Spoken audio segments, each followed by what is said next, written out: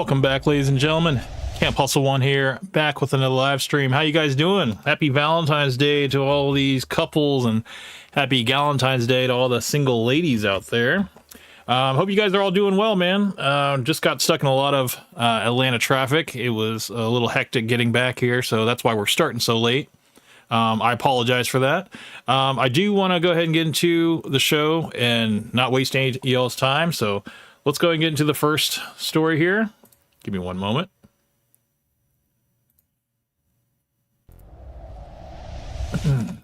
All right, so jumping straight into it, we're going to talk about 304 is getting ready for Galentine's Day, buying romantic gifts for themselves and causing sextinction. I thought this was something interesting, something topical we could talk about for today.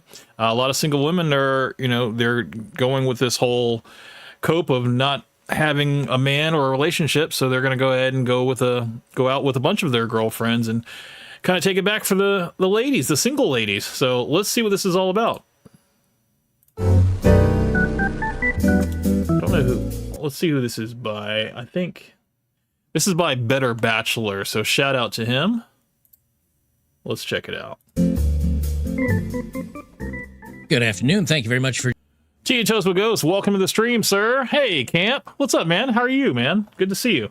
I did see the video that you sent me on Discord. I'm going to go ahead and we're going to watch that after this. Let me go ahead and open up the Discord, actually, since you just reminded me. Let's go ahead and do that, just in case if anybody would like to join the stream tonight, and we can have a little chat. I think tonight we will have, let's see. I'll go into... What do I feel like? I guess I feel like Kilo tonight. I'll join Kilo. And let me go ahead and share the screen. Go ahead and do that. And let me make sure my audio is all good before. Because sometimes, let's see. Oh, see, this is on Windows default. Now, let's go into speakers. That's all good. All right, cool. So we should be good to go. All right, so let's go ahead and exit out of that. All right, so Kilo is open. You guys are more than welcome to join if you'd like.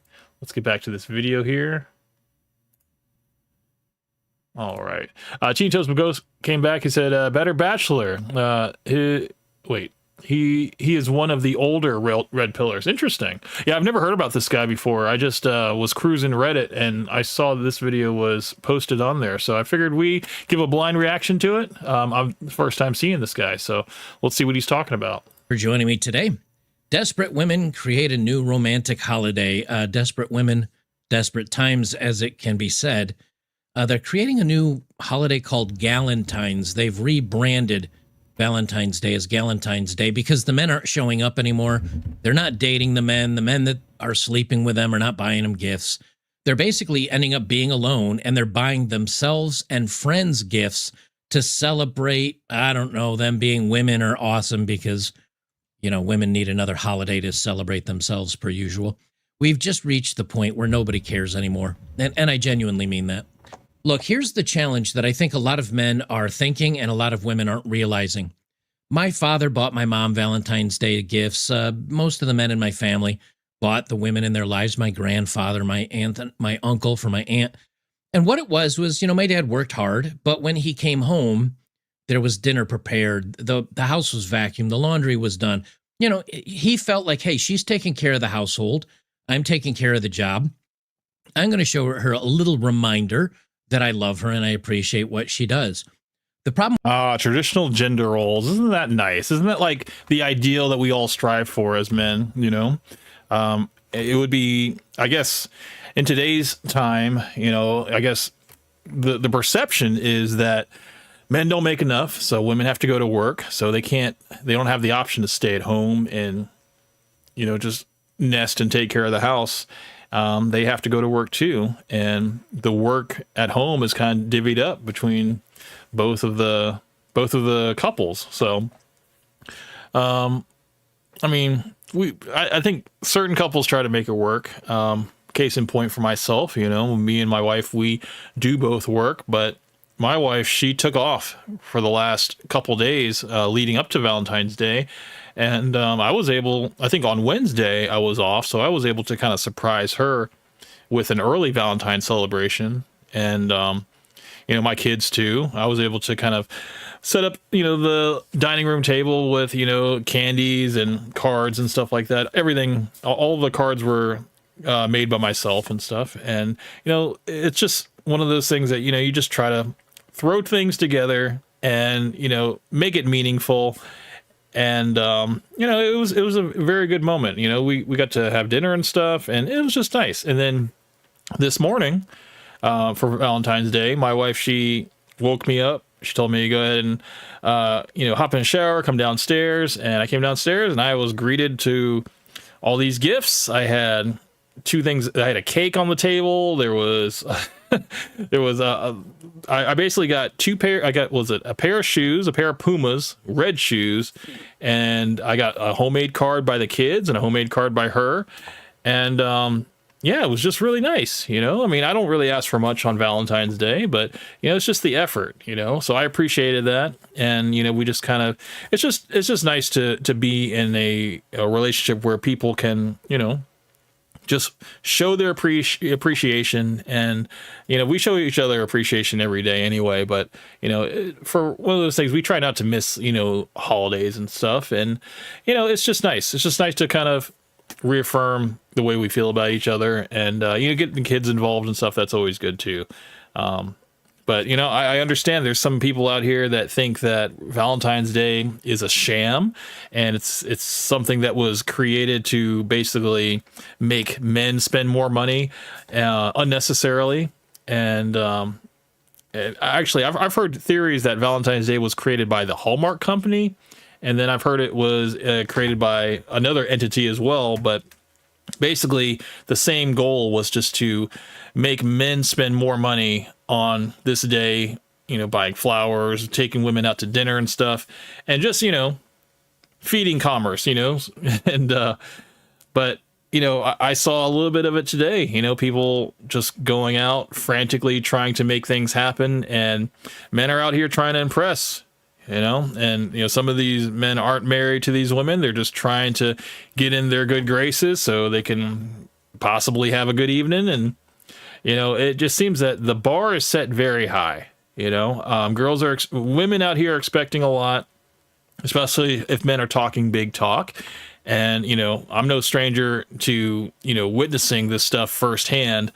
And it's just, I would say from a certain perspective, it just seems like everybody's playing a game. Everybody's playing, trying to put up a good act, to say like, yeah, I can definitely handle all this and stuff. They talk big talk, and then it seems that reality sets in real quick for certain people, and it seems like, well, if you don't have the money or the means and stuff to go out on the day of Valentine's Day, it might be better to do it maybe the day before or maybe the day after, so that you're not like stressing out and stuff. But I don't know. It just seems like, people are willing to play the game and roll the dice, and hopefully everything goes well. But yeah, I mean, it's just funny to watch. I people watch on all day today, and just people walking around getting flowers and getting candies all last minute and stuff. I'm just like, man, it's just funny to watch people. Teen Toast Ghost came back. He says, wrong. I'll explain the origins when I jump on. Okay, well, Teen Toast Ghost is good with the origins of things, and I appreciate him dropping all the knowledge. So absolutely. Let's continue this video here. Women are running into today is they don't do anything to be appreciated. I genuinely mean that. The women no longer do anything around the house. That's got to be 50-50. So the guy's bringing home the pay, the guy's doing the work, the guy's putting in the effort. He's got to fix the cars if he still can, because Gen X or Gen Z doesn't know how to do that. He's got to mow the lawn if you can afford a place with a lawn. He's got to fix things. And yet he's also got to do half the dishes, half the laundry, half the vacuuming, half the household chores. If you think about it that way, he's paying. And it's crazy because like doing the laundry is not like scrubbing the laundry anymore. It's not like getting that little washboard and getting the laundry, soaking it and stuff, and then using the washboard. It's not that. You're just simply dumping it into the the machine and pressing a button. Same thing with doing the dishes. I mean, yeah, you can rinse the dish, scrub the dish, and then, or soak the dishes and then rinse it off and then throw it in the dishwasher and press a button. It's not that hard, but it just seems like, I guess some people think about it, you know, like maybe the work should be even. And I don't know. The way I look at it is, you know, if you make a mess, you clean up after yourself and there won't be a mess to worry about. But some people like to kind of, you know, leave it to one person. And I don't know. I'm very good about, you know, cleaning up after myself, especially if I do any type of cooking and stuff. I make sure everything is kind of, you know, put away and stuff. But I don't know. For some people, that's too hard. Probably 90% of the bills and doing 50% of the housework. He's doing 75% of the work, and the woman's doing 25% because she's not contributing most of the time when it comes to at least dating and most traditional relationships now. Now, I'm sure there are women out there that say, I do more than my husband because I'm raising the kids, I'm feeding the kids, I'm doing their stuff, and all he does is work, and it's more of a traditional family. I'm sure that exists. But for young couples today, it is overwhelming that the young women want 50-50 in the home. They don't want to use their money to pay for bills, and they want a traditional man that'll pay for the bills. That just mathematically means men are doing 75% of everything. Before I read the new main story, just remember I do have my little news channel called Odd Man Out News over here on YouTube. It's got about 34,000 subscribers, and it's growing. I've gotten about 2,000 new subscribers this month. So if you like, maybe you're getting burnt out on the content that I'm doing over here, but you'd like to hear some other interesting stories that are about current events and news, hop on over and check it out. I think you'll enjoy it. So from the New York Post, why women are celebrating Galentine's Day over Valentine's Day. Here you can see a picture of, I mean, these women should have husbands. It seems like they probably stayed single, you know, or maybe they had relationships, but they just could, you know, they weren't happy. So they left and they just kept holding out for a better option, and they kept getting older and older. I mean, these ladies probably look like they're in their late 20s, probably mid 30s, maybe some of them maybe a little bit older, and you know, maybe just holding out for that perfect man. And they're starting to realize that, you know, time is not slowing down, you know, it's only speeding up as older you get. So I think sooner or later you got to kind of make some concessions, or I don't know, reaffirm like what you're looking for, you know. Maybe, I don't know, don't be so what's the word, don't have so many hang-ups, you know, and things that you're looking for, and just, I don't know, maybe make a compromise somewhere. And I don't know, maybe take a guy up on an offer that he's been offering you, but, you know, because he is maybe not 6 feet tall, or maybe he's not like, you know, drop dead gorgeous like the man you're looking for. You know, I mean, maybe he could be a good option, but I think that's the thing. I think women are bombarded with so many options that they're just like, well, I'm just going to choose the best one. You know, I'm going to wait for the best one. Right now, I just have a bunch of mediocre options, and that's how they end up in these girl groups, you know, these support groups of single women that want to just, no, we're going to hold out for the best. You know, we're going to go out, we're going to all look cute and stuff, and we're going to get a group of guys that are going to come up to us and maybe want to take care of our whole dinner or something, you know, or buy us a couple of drinks and everything. It's one of those possibilities I guess they like to hold out for. Of course, none of them do, because probably they're feminists, but these aren't bad looking women. I mean, you know, in the modern scheme of things, they're not bad looking women. So they should have men in their lives, but they don't, of course. Honoring female friendships that can happen any day of the year, whether on February 13th or anything else. Now, this goes down and celebrates some women up in New York. They hired a DJ. She has 45 of her nearest and dearest friends, female friends, attending. There are no men allowed unless the bartender happens to be male. And it's going to be extravagant. So they're going through all this effort to throw this big party for themselves. And it does kind of show you it's not really about being celebrated by the man in your life or getting the love and affirmation of a man. It more goes to show you that just women want to celebrate themselves and have a party and feel good about themselves for apparently no reason. That's nothing new if we're going to be honest about it. One of the women said, I enjoyed learning something new and living a shared experience. Well, they go down through here and pat themselves on the back for 20 minutes about their new Galentine relationship. But here's the truth of it. Spending is falling off a cliff. They say Valentine's Day 2026, Americans are still celebrating, just spending a lot less. The expected spending tells a different story. Shoppers plan to spend $100 this year, down from $165 last year. That's a 36% drop. And the traditional Valentine's Day playbook of one big romantic gesture for your husband or wife is losing ground. Shoppers are spending their budgets across multiple people, which explains why per person spending looks lower. So who are these people spending it on? Well, 64% say a romantic partner or partners, multiple people. That would be the 1% men that have the, I guess, the harem of women, the roster, if you will. That's become a lot more common. And, a lot of people that are married together, they also have children as well. So you gotta take care of your kids as well. I think it's good to include the kids in the whole Valentine's Day celebration. Machiavelli, welcome to the stream, sir. Hey, Camp. He says, how's it doing, man? Man, it's doing great, man.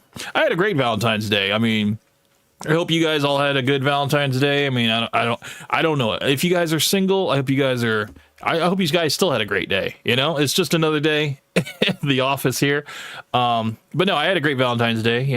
I celebrated mine early and, got to have a nice little morning with my wife and stuff. She set up a nice little spread for me this morning for, on the table. So, I mean, it's cool, man. It's like, I don't need much to be happy. In terms of this whole spending thing, I guess something I could tell you personally out of my life is that my wife, she told me, she's like, do not get me flowers this year because all they do is just die. And, I told her, I was like, look, I'll still get you flowers. I mean, it's not about permanence, it's about, just the gesture and everything. She's like, no, I really don't want you to waste the money on flowers. It's like, if you want to get me, chocolates, give me my favorite chocolates, that's fine. But she was just like, don't waste money on flowers. And I was like, you know what? I think I'm going to listen to her this year. We've been together for almost 10 years. I'll save the $30 on orchids and not buy it and stuff. And just, I'll have that money to spend, getting other things, and also, spreading that money along with the two kids and stuff. And, so yeah, it worked out. Coke Benny, welcome to the stream, sir. Sup, Camp? Happy Valentine's Day to you guys. Hope you guys had a good Valentine's Day. Yeah, it's been, like I said, you never have any issues on this side, because it's just going to be the everyday, just happy-go-lucky type, life I got over here, man. If anything does go down, you guys are going to be the first to know. But as of right now, dude, I'm just chilling, okay? Valentine's Day is not a day I stress about, but I know there's a lot of people, they feel the pressure on today like this. And the pressure to perform and to go all out. But now it just seems people are starting to kind of maybe tighten the belt a little bit, like maybe not do as much according to these numbers here. And it just seems like people are starting to really, I guess, be smarter with their money and realize that, no, I'm not going to invest too much because I don't know if this is going to last. And I mean, it makes sense. It makes sense. If you're not in something solid and you're still like in the talking stage and stuff, you take a girl out, you don't want to go to like a 4-star or 5-star steakhouse and stuff and spend $300 to $400. And there's probably not a chance of her wanting to even go home with you and stuff. People were out tonight going out to dinner and having reservations like to like 10:30, almost 11. I'm like, and I don't know why people eat that late or make reservations that late.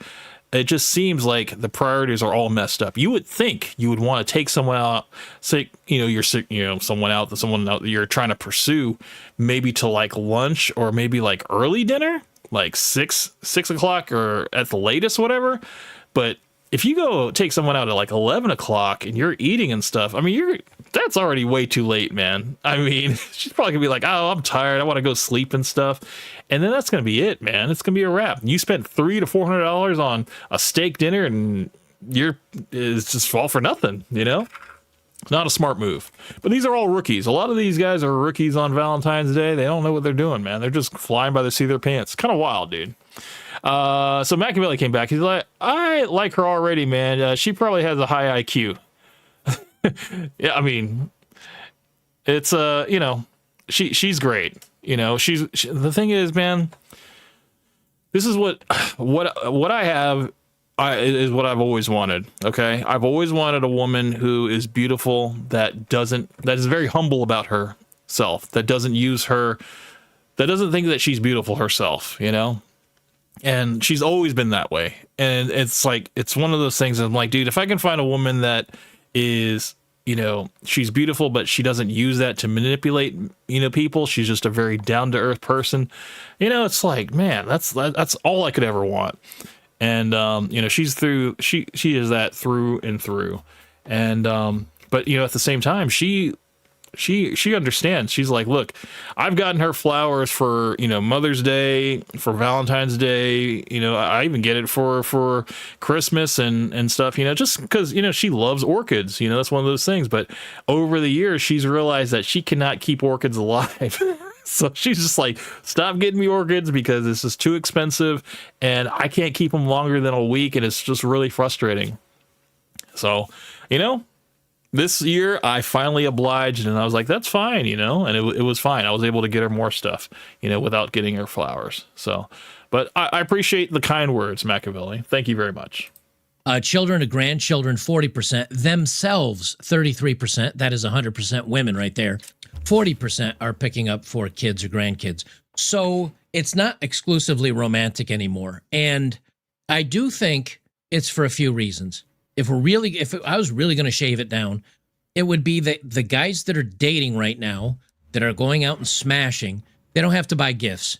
All the women are chasing after them. The guys don't have to buy anything. They just say, I'll just smash and ditch. And the guys that are not getting any action on dating apps or in relationships, they're not dating anybody, so they don't have anybody. I think most of this would probably be husbands buying a gift for their wives, but it seems more of it is single women buying other people, themselves, and other single women gifts. 1 in 3 Valentine's Day shoppers is treating themselves as a legitimate recipient. And what is that? Does that sound like, you know, they don't want to be left out? You know, they don't want to be the only girl that doesn't have a bouquet of flowers that they can't, you know, Instagram or Facebook themselves, you know, with, you know, because they want to feel included too. They want to feel like, oh, you know, he didn't have to do this. They write that little caption and stuff, and they're just like, I can't believe, you know, and it's a nice little bouquet of flowers. I mean, if you think about the investment, it's only about $15 to like $30 for a bouquet of flowers, and they just got to act surprised and just have like a little selfie and stuff, and yeah, they're like, look, man, it was just really nice that this person was able to drop off flowers or whatever, or I have a secret admirer and I don't know who it was or what. It's just like, girls will do anything, I think, you know? I think guys, we live in reality, and it's just like, look, man, if we don't have anybody, we're saving money, okay? If she wanted to break up a couple days before Valentine's Day, that's a win for us because we get to save money, and it's fine, you know? That sounds like cat lady action right there. Like, no, this is definitely a legitimate gift because I'm special and I enjoy it and I love myself very much, and I'm going to buy something for myself because I'm the only one in my life. I've never understood that.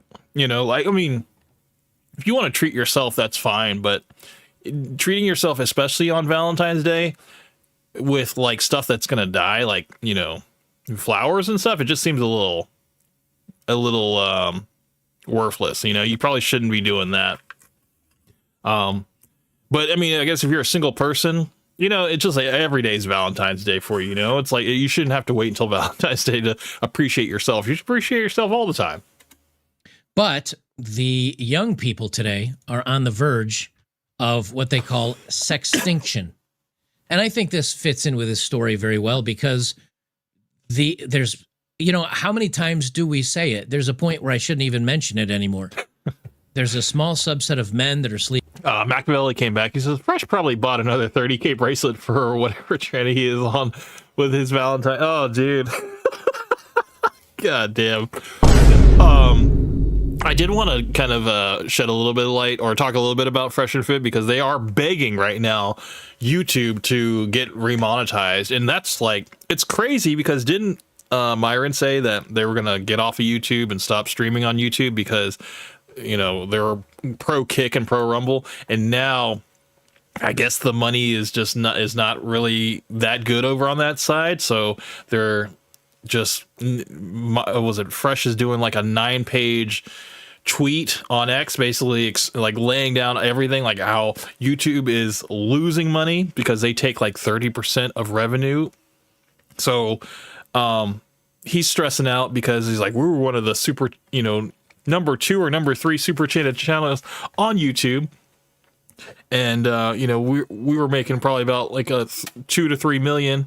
And, you know, YouTube is losing out on a couple of thousands, whatever. When you think about it, it's just pennies, man. It's pennies to YouTube because they have so many creators and so many people that are bringing in money. And it's like, dude, I don't think YouTube needs you, man. They really don't. But it's just really funny. It's just something I did want to cover. Just, I thought it was hilarious. But yeah, Fresh is always going to trick, you know, but the money is drying up. So he's going to have to be smart with his tricking, you know, if he can tell, you know, quicker than normal, if it's not going to work out, he needs to know when to not invest. Sleeping with all the women and dating all the women. And then there's a huge majority, they're not getting anybody. And when they're polling it, well, now they're finding there's a large group of women that are also not sleeping with anybody. We've divided the rift so big between men and women that they're really not interacting with each other anymore, and it is becoming a social trend. They say people are experiencing extended periods of time without sex. In the U.S., a stag... Coke Manny, you made an excellent point. He says, I don't think Fresh wrote any of that. He don't think he wrote all of that. He don't think he wrote all of that. He doesn't have the attention span for that. No, it's true. It definitely looked like it was ChatGPT. The way that it was laid out, it was a lot of talking, and it wasn't written in his voice, if you guys know what I mean. I mean, we've seen his tweets before, and yeah, this was not it. It definitely looked like it was just ChatGPT. Like, hey, can you write a prompt to ChatGPT, explain how we were the top 3 YouTube super channels, and just kind of lay out how much money YouTube would be missing and stuff, and just give me like 9 points. That's all he probably put in the prompt, and he got all that. He's just like copy and paste, boom. People think I'm probably a genius, and maybe they might even agree with me. And I don't know. I don't know if anybody felt sorry for it. I don't think they did. I just thought that a lot of people were just like, good. You know, it's like Myron had a freaking clan suit on the other day, and, you know, they just came off of this whole press tour with the whole playing HH in the club and stuff. It's like, you guys aren't gonna get remonetized, man. It's like, who are you kidding? It's like, no, that ain't happening, bro. It's funny though that they try. They kind of double speak. They say like, oh, we don't need YouTube, or we're gonna leave YouTube, or they just, I don't know, they keep saying that, you know, they're all in on Rumble, and, you know, they're so glad that they have their Castle Club and, you know, OSS and all that stuff. And still, it's just pennies, man. It's pennies. And they're just trying to fake it to get people to be like, look, man, you guys really need to remonetize us because you're remonetizing Sneeko, you're remonetizing Pearl. All these people are getting remonetized, and, you know, what happened to us, you know? I'm just like, I mean, you pushed it too far. And it's funny, you know, I mean, we covered all of the stuff that they pushed far, and I think they deserve it, you know? But, I mean, just call me a hater, because I'm just a hater to them. 1 in 3 men and 1 in 5 women have not slept with anybody in the last year, according to the General Social Survey. Testosterone levels are plummeting. Loneliness is at record highs. Like so many problems, social media is at least part to blame. And I agree. Now, they show this picture of a woman in a bikini. Let's talk about this for a second. I think right now there's 2 groups of men. There's men that look at this picture and they simp in the comments and they go all thirsty for this woman. And then there's men like me that look like a woman at a woman like this and say, I could never afford a woman like this, and nor would she give me the time of day. unless I was a billionaire. And the second group, the ones like me, they just move about their day. But the first group simp for these women, and it hyper inflates their egos, and then they think they're too good for all men, but the very top percentage. And that's pretty much how social media goes. Yeah, it's an endless loop. You know, women are getting way too much validation, and then you got it's really the simps. It's the simp economy that is messing it up for all men, because it's basically warping the women's minds. They think, oh, I'm getting all these donations, I'm getting all this support, I don't need a man. I got all these other simps that will basically feed my ego and support my lifestyle, and I can just stay single because it's like an infinite money glitch, you know? But what they don't realize is that the longer they stay out of a relationship and they become selfish, that means, like, dude, like, your time is ticking. You know, you're gonna have to settle down and do something, you know, work on yourself, or, you know, pick an orbiter out of the tree or something, man. But, you know, that's the thing. Women think they can play the game a lot longer, when really it's a ticking time clock, man. And that's the thing. Nobody wants to tell these girls that. They just want them to live their lives the way they want. No, because some of these women, you can't tell them anything, you know, and it's fine. You know, it's like sometimes you have to let people learn their lesson the hard way. And father time comes for everybody, you know, and it is what it is. Let's see. So Cookmany came back. He says, Myron, like a little kid who's being an asshole to another kid and then gets mad when the kid doesn't invite him to his birthday party. Oh, man. I mean, did you guys see Myron watching, I think it was Sneeko on Abba and Preach, I guess. Or no, Abba, I guess he was doing his little, they had a little stream together.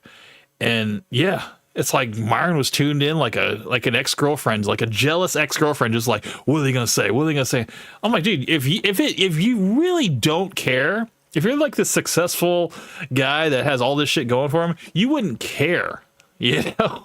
But it's just like, it's like his behavior says otherwise. It's just like he can't help himself. And it's like, it's a big magnifying glass, you know, those that know the type of behavior. It's like, we understand it. And we're like, yeah, dude, he really doesn't have that much going on. The dude stays inside all day and just streams 8 days a week, 8 days a week, does like 4 videos a day. He's completely no-lifing it online. And I mean, when he's not making streams on YouTube, he's rage baiting people on X. And it's just like, I mean, dude, I'll be the first to say that, yeah, he has an incredible work ethic, but he does not dedicate his time wisely. You know, he just fills it with a bunch of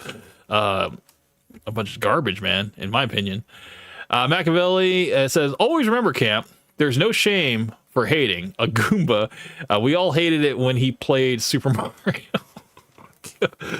Oh, I think Fresh, you know, Fresh was, I mean, no.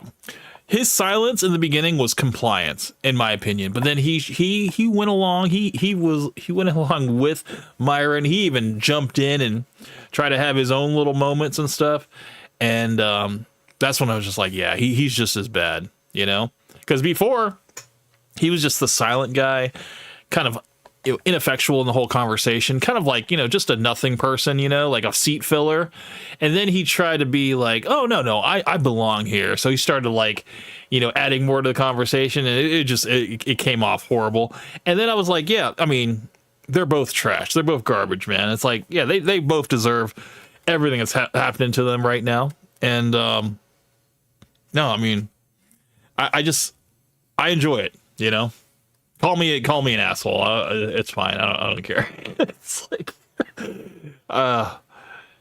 it's just funny, you know. It's almost like it's comeuppance, you know, for all of the racist stuff that Myron spewed, and just all of the bridges that he burned, and you know, all the scammers they brought on. All they scammed all their guys and stuff. I mean, with these yacht parties and Castle Club and phone calls and dating apps, and basically, you know, teaching you how to have like a popping Instagram, and triple text Myron trying to give you advice on how to date women and stuff and how to text women. It's like, I feel sorry for all the young guys, man, that bought into that, dude, you know, but at least they're getting their comeuppance now, you know, that's fine. Let's see. So Machiavelli came back. He says, and about Myron, I mean, he hates himself, so it's okay to hate him. Literally, he worships white males and have white males, and like his daddy Tate. Yeah, it's true, man. It really doesn't matter what Tate does. You know, if Tate's gonna throw his boy Sneeko under the bus, he's just gonna be like, I'm just gonna remain neutral. And I thought it was a little messed up, man. Like, Myron is supposed to be like this, but you know, he's like, you know, men hold other men accountable and stuff. It's like, well, hold yourself accountable, man. It's like, we have it on video that you were responsible for all of that crazy shit that happened in the club and all the stuff that happened in the van, and you just still, you know, kept quiet when Sneeko was catching all this hell and stuff. And I don't even think he's taking responsibility still to this day. Like, he's still in this weird denial about it. And Fresh is so dumb, he probably forgot how it happened, you know, so he's just like going along with the whole thing. I'm like, Fresh, do you not realize that you were instrumental in playing the song in the club? So are you that fucking dumb? But yeah, when you can't ask questions like that, you know, because he won't have an answer. Machiavelli came back. He says, you are the reason Fresh started his own podcast. Damn you, Camp. You created a monster. We all got to suffer now. That's true. That's true. And it is my fault. I claim that 100% because before we had it good. I didn't realize we had it good, but we had it good, you know, Fresh just sitting there waiting to end the show, you know, not really saying much and just kind of, you know, just sitting there. I didn't realize how good that was. And I don't know. I felt like I had to poke the bee's nest. I was just like, dude, he's worthless, man. And little did I know, man, that was going to spawn all of this, you know, like this whole proving ground that, oh no, I need to prove myself. I need to prove my worth. And I got to write my own book. You know, I need to network his net worth and all this stuff. I don't know, man. Yeah, I feel bad. I should have never messed with it. But this is the timeline we're in now. We can't go back, and you know, it's you can't put the genie back in the bottle, man. I fucked up. I don't know what to say, guys. You know, this is it. So Cookman came back. He says Tate pulled a 6'9" on Sneeko. Dude, he totally did. Totally snitched, man. No pressure at all on the PBD. No pressure at all. I mean, the PBD podcast proved that as long as you have people to kind of set up the frame, you can basically say your piece and they will kind of manipulate the whole show and be like, look, you were completely innocent in that. It shows in the footage, you know, yeah, you were smiling, but I could tell that you knew something was about to go down. And I'm like, what the hell are you talking about, man? Like, he had no thought like that. I mean, he was having a good time. He didn't realize that this was a bad thing until he realized that, oh no, this is going to basically, we're banned from everywhere in Miami in terms of bars and clubs and stuff like that. And even, what's that guy? Clavicular, he's facing some time now. That was another thing we're going to cover tonight. He went out to Arizona, and yeah, he basically got into a fight in a club and stuff, and I guess they found he got arrested because they found out that he had a false ID and a fake ID, basically, and he also had drugs in his system. So I believe he can't leave Arizona, the state of Arizona, until he has his hearing and stuff. And yeah, it's not looking good for him, man. Not looking good at all. And yeah, until we know more information, I think he's stuck in Arizona until they sort all that stuff out. But yeah, it's Clav, man. He had a quick 15 minutes, man. I don't even know if that was 15. I think it was like 10 minutes, dude. You know, and dude's not even 21 yet. It's crazy. Machiavelli came back. He says, you know, your second call with Fresh Fresh recognized you, and he was fast to try to drop you as fast as he could. And of course, Mo knew too, so he could drop your call. Yeah, dude. No, absolutely. I think it was funny because if you rewatch that clip, the Rumble chat. So some people did say in the chat, they're like, that sounds like Camp Hustle. So it's like a lot of people on Rumble still kind of recognize, what was going down. And I thought that was pretty funny. But yeah, dude, I mean, it was just, damn it. I kind of wish that I kind of stuck the plan and, just completely focused on Myron, but it is what it is, man. I'm not too stressed about it. We already know they're not going to do another call-in show. Okay. They're not going to do it. That was it. That was my final chance, and I completely, I fucked it up. I fucked it up, dude. So I don't know. It will be a long, long time. Maybe it will never happen that they'll do another call-in show, even though those are those are the times I look forward to on Fresh and Fit, man, is when they do the call-in shows, man. That's the most entertaining point of the show. When people actually just call in and just, voice their opinions and then just watch them squirm. I love watching it, dude.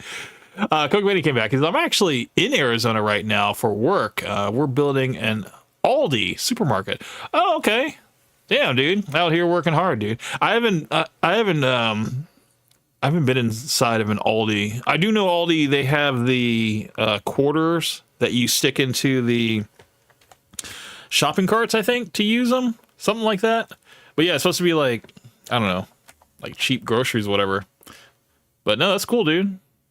Coke Bunny out here making that big boy money.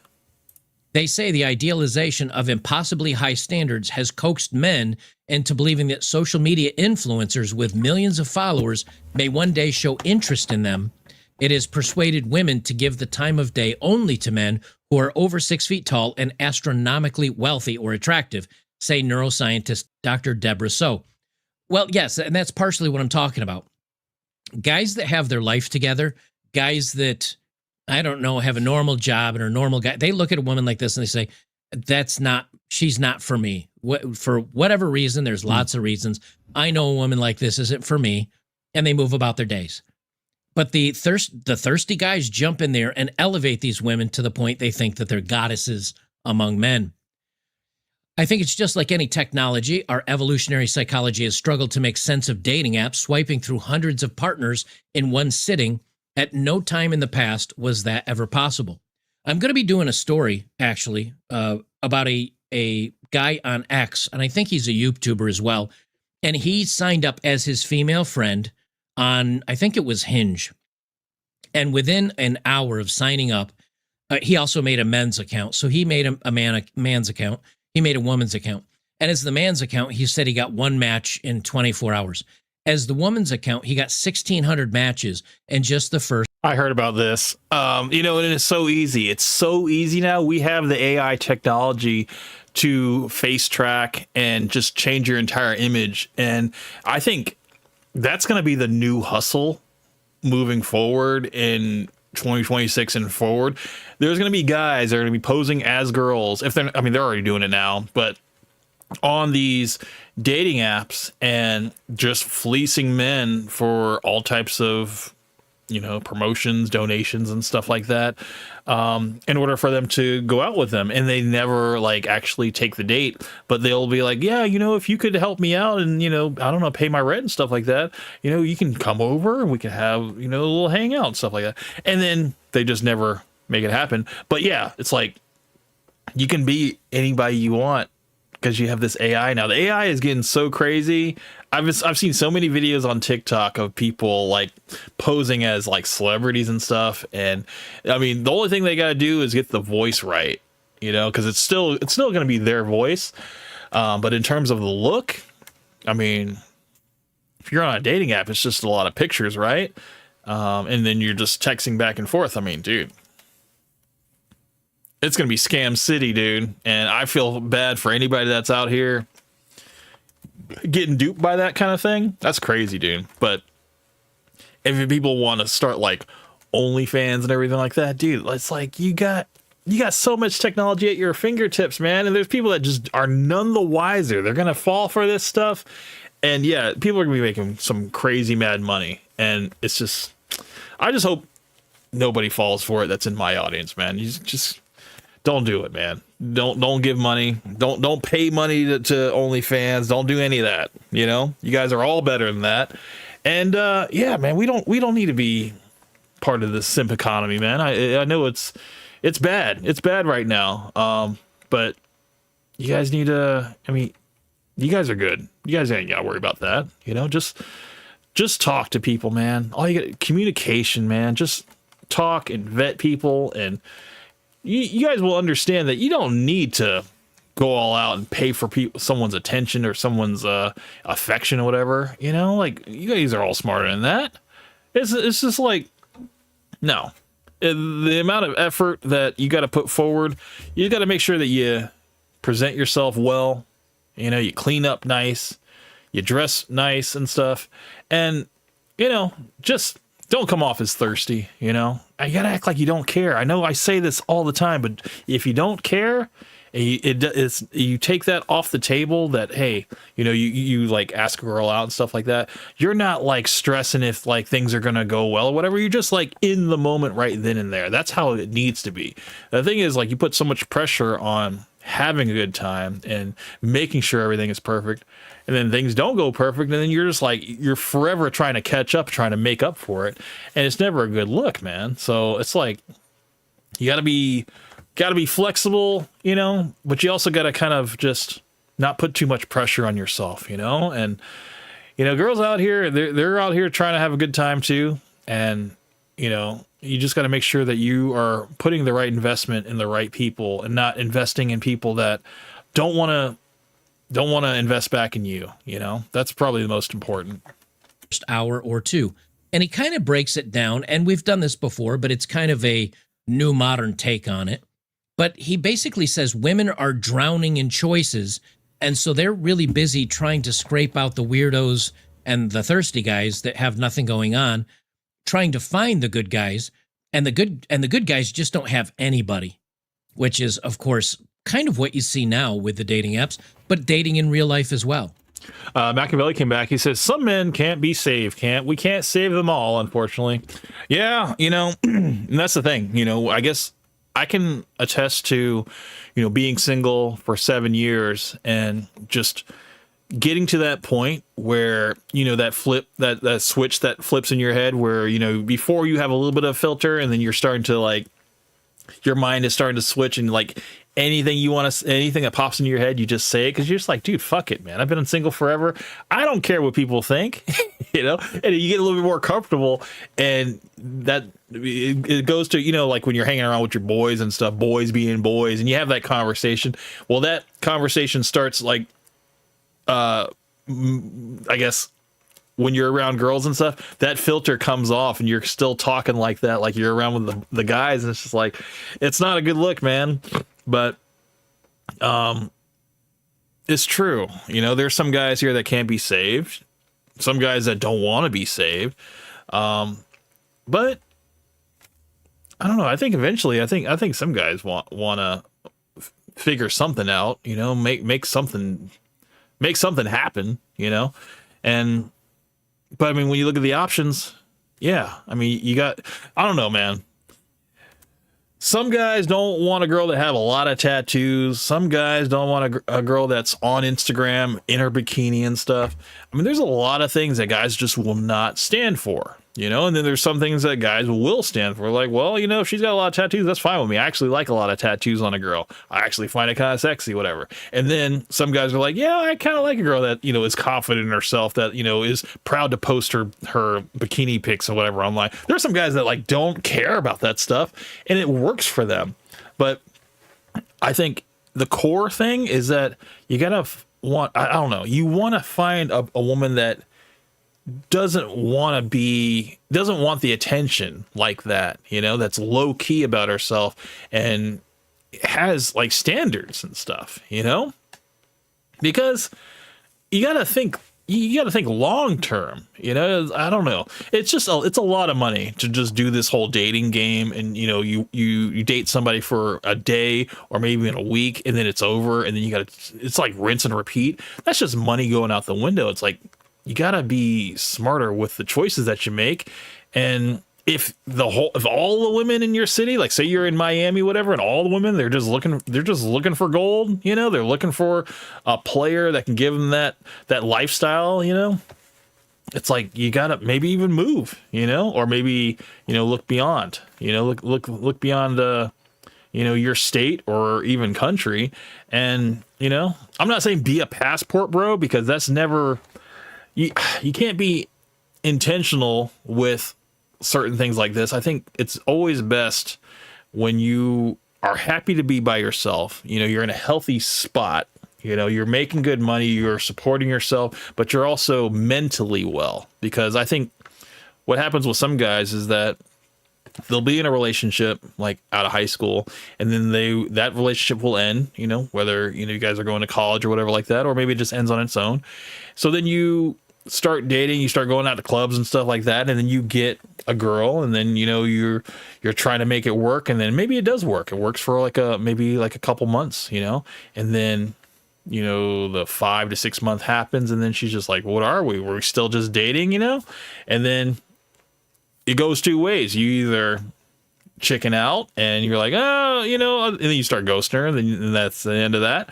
Or, you know, you put your chips down, you see how it works, you know, maybe even moving together. And then that's when you realize, oh, we're really not compatible, because she's got all these issues, you know, or whatever. Or maybe you guys, once you guys moved in together, that changed the whole dynamic, and maybe that was too soon, you know. It's one of those things, man. It's like, there's really no one way to do it. There is no correct way. You know, everything has to kind of be right, you know? So I don't even want to claim to know like the best way to find a solid relationship, but I will just say that you definitely gotta have your head on straight and not look for it outright, but basically make yourself approachable, you know? Make yourself like make yourself attractive to the person that you're trying to pursue, but don't come off as thirsty, you know? Like, I don't know, man. It's tough. It's tough because like I try to give this advice. Like when I was talking to Sonic, I always think about this conversation I had with Sonic, and Sonic was just like, he was giving me so much pushback, you know? And I was just like, dude, it's like, you gotta just not stress so much, you know? I wish Sonic was in the chat, man. We could talk to him about it, but I don't know. I wonder how his Valentine's Day is going, to be completely honest. I'm sure it was pretty interesting. Machiavelli came back. He says, remember when Myron got caught kissing a white dude and he said it was just boys being boys? That iron sharpens iron? My God, that was gold comedy. Oh, dude, it was, man. The thing is, you know, we don't understand because we weren't part of any like military police force or, you know, whatever. You didn't play sports at a high level. You know, you understand. It's just like when you got, you know, your boys and stuff, we're all working together, working towards a similar goal and stuff. I mean, yeah, you're gonna tuck each other in at night, man. You're gonna give each other a little smooch. You know, you're gonna, I don't know, grab an ass and stuff, and you know, just be like, look, man, it's cool, man. It's just boys being boys. It's not gay. You know, that's where it gets hung up. You know, a lot of people just think it's gay when really it's like, no, it's just, you know, you love each other, you know, but brotherly love, you know, or I don't know. I can't keep it up too. I can't keep up the charade, man. It's pretty fucking gay, bro. It is, you know. And the thing is, I don't care. It's one of those things that we don't care. We shouldn't, you know. I'm here to tell you right now, we don't care. Let me tell you, We don't care. And if he wants to just have his little fantasy with these white guys and stuff, who are we to tell Myron who he can't riz up or who he can't like, you know, be attracted to? If he wants to ride on, you know, Clav's clout and stuff, or Nick Fuentes' clout, and try to, you know, make something happen between them, maybe off screen, you know, off stream, you know, who are we to say who he can sleep with? I mean, it's just funny because of the way he portrays himself, and, you know, how his religion is not supposed to, it's going to kind of look down on that.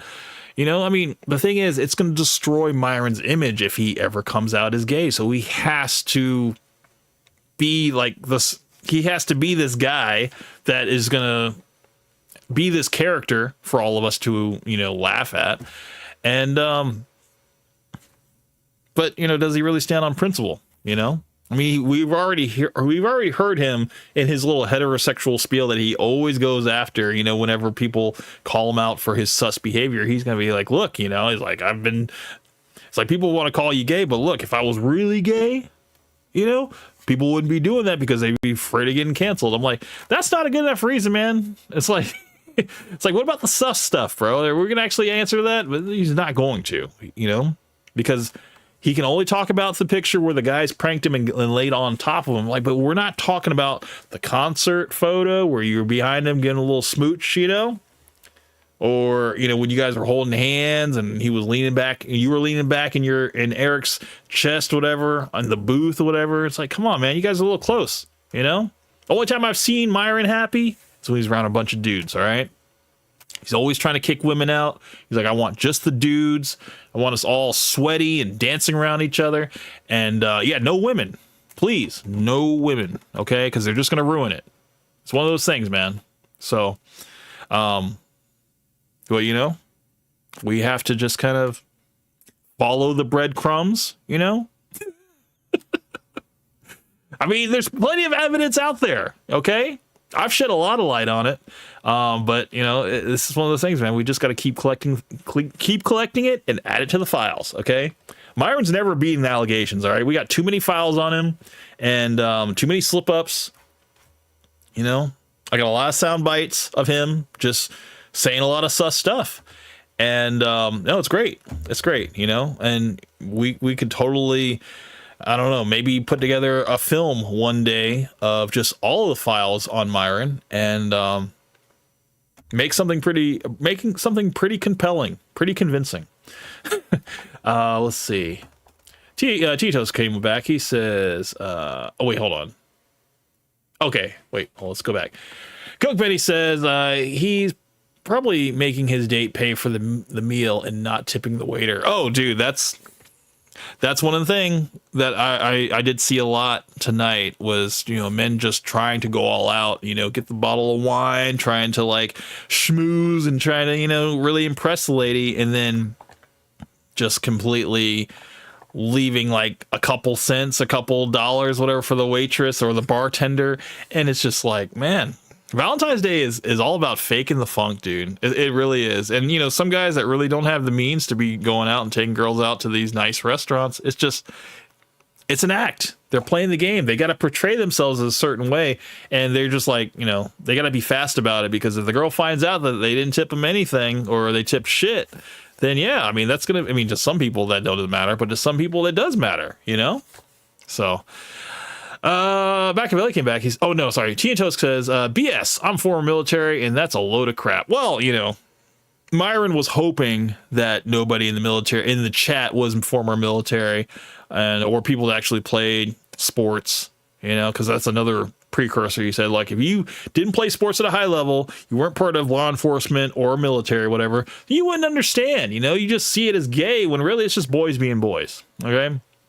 So people just see it as gay and, you know, it is though. You know, that's one thing that, you know, when I spoke to Myron, I was hoping that I would have the opportunity to be like, look, man, I played sports and, you know, all that sus stuff that you did with, you know, Eric and your other rowing mates and stuff. We had cheerleaders, man. We had cheerleaders for like all of that energy that we wanted to get out.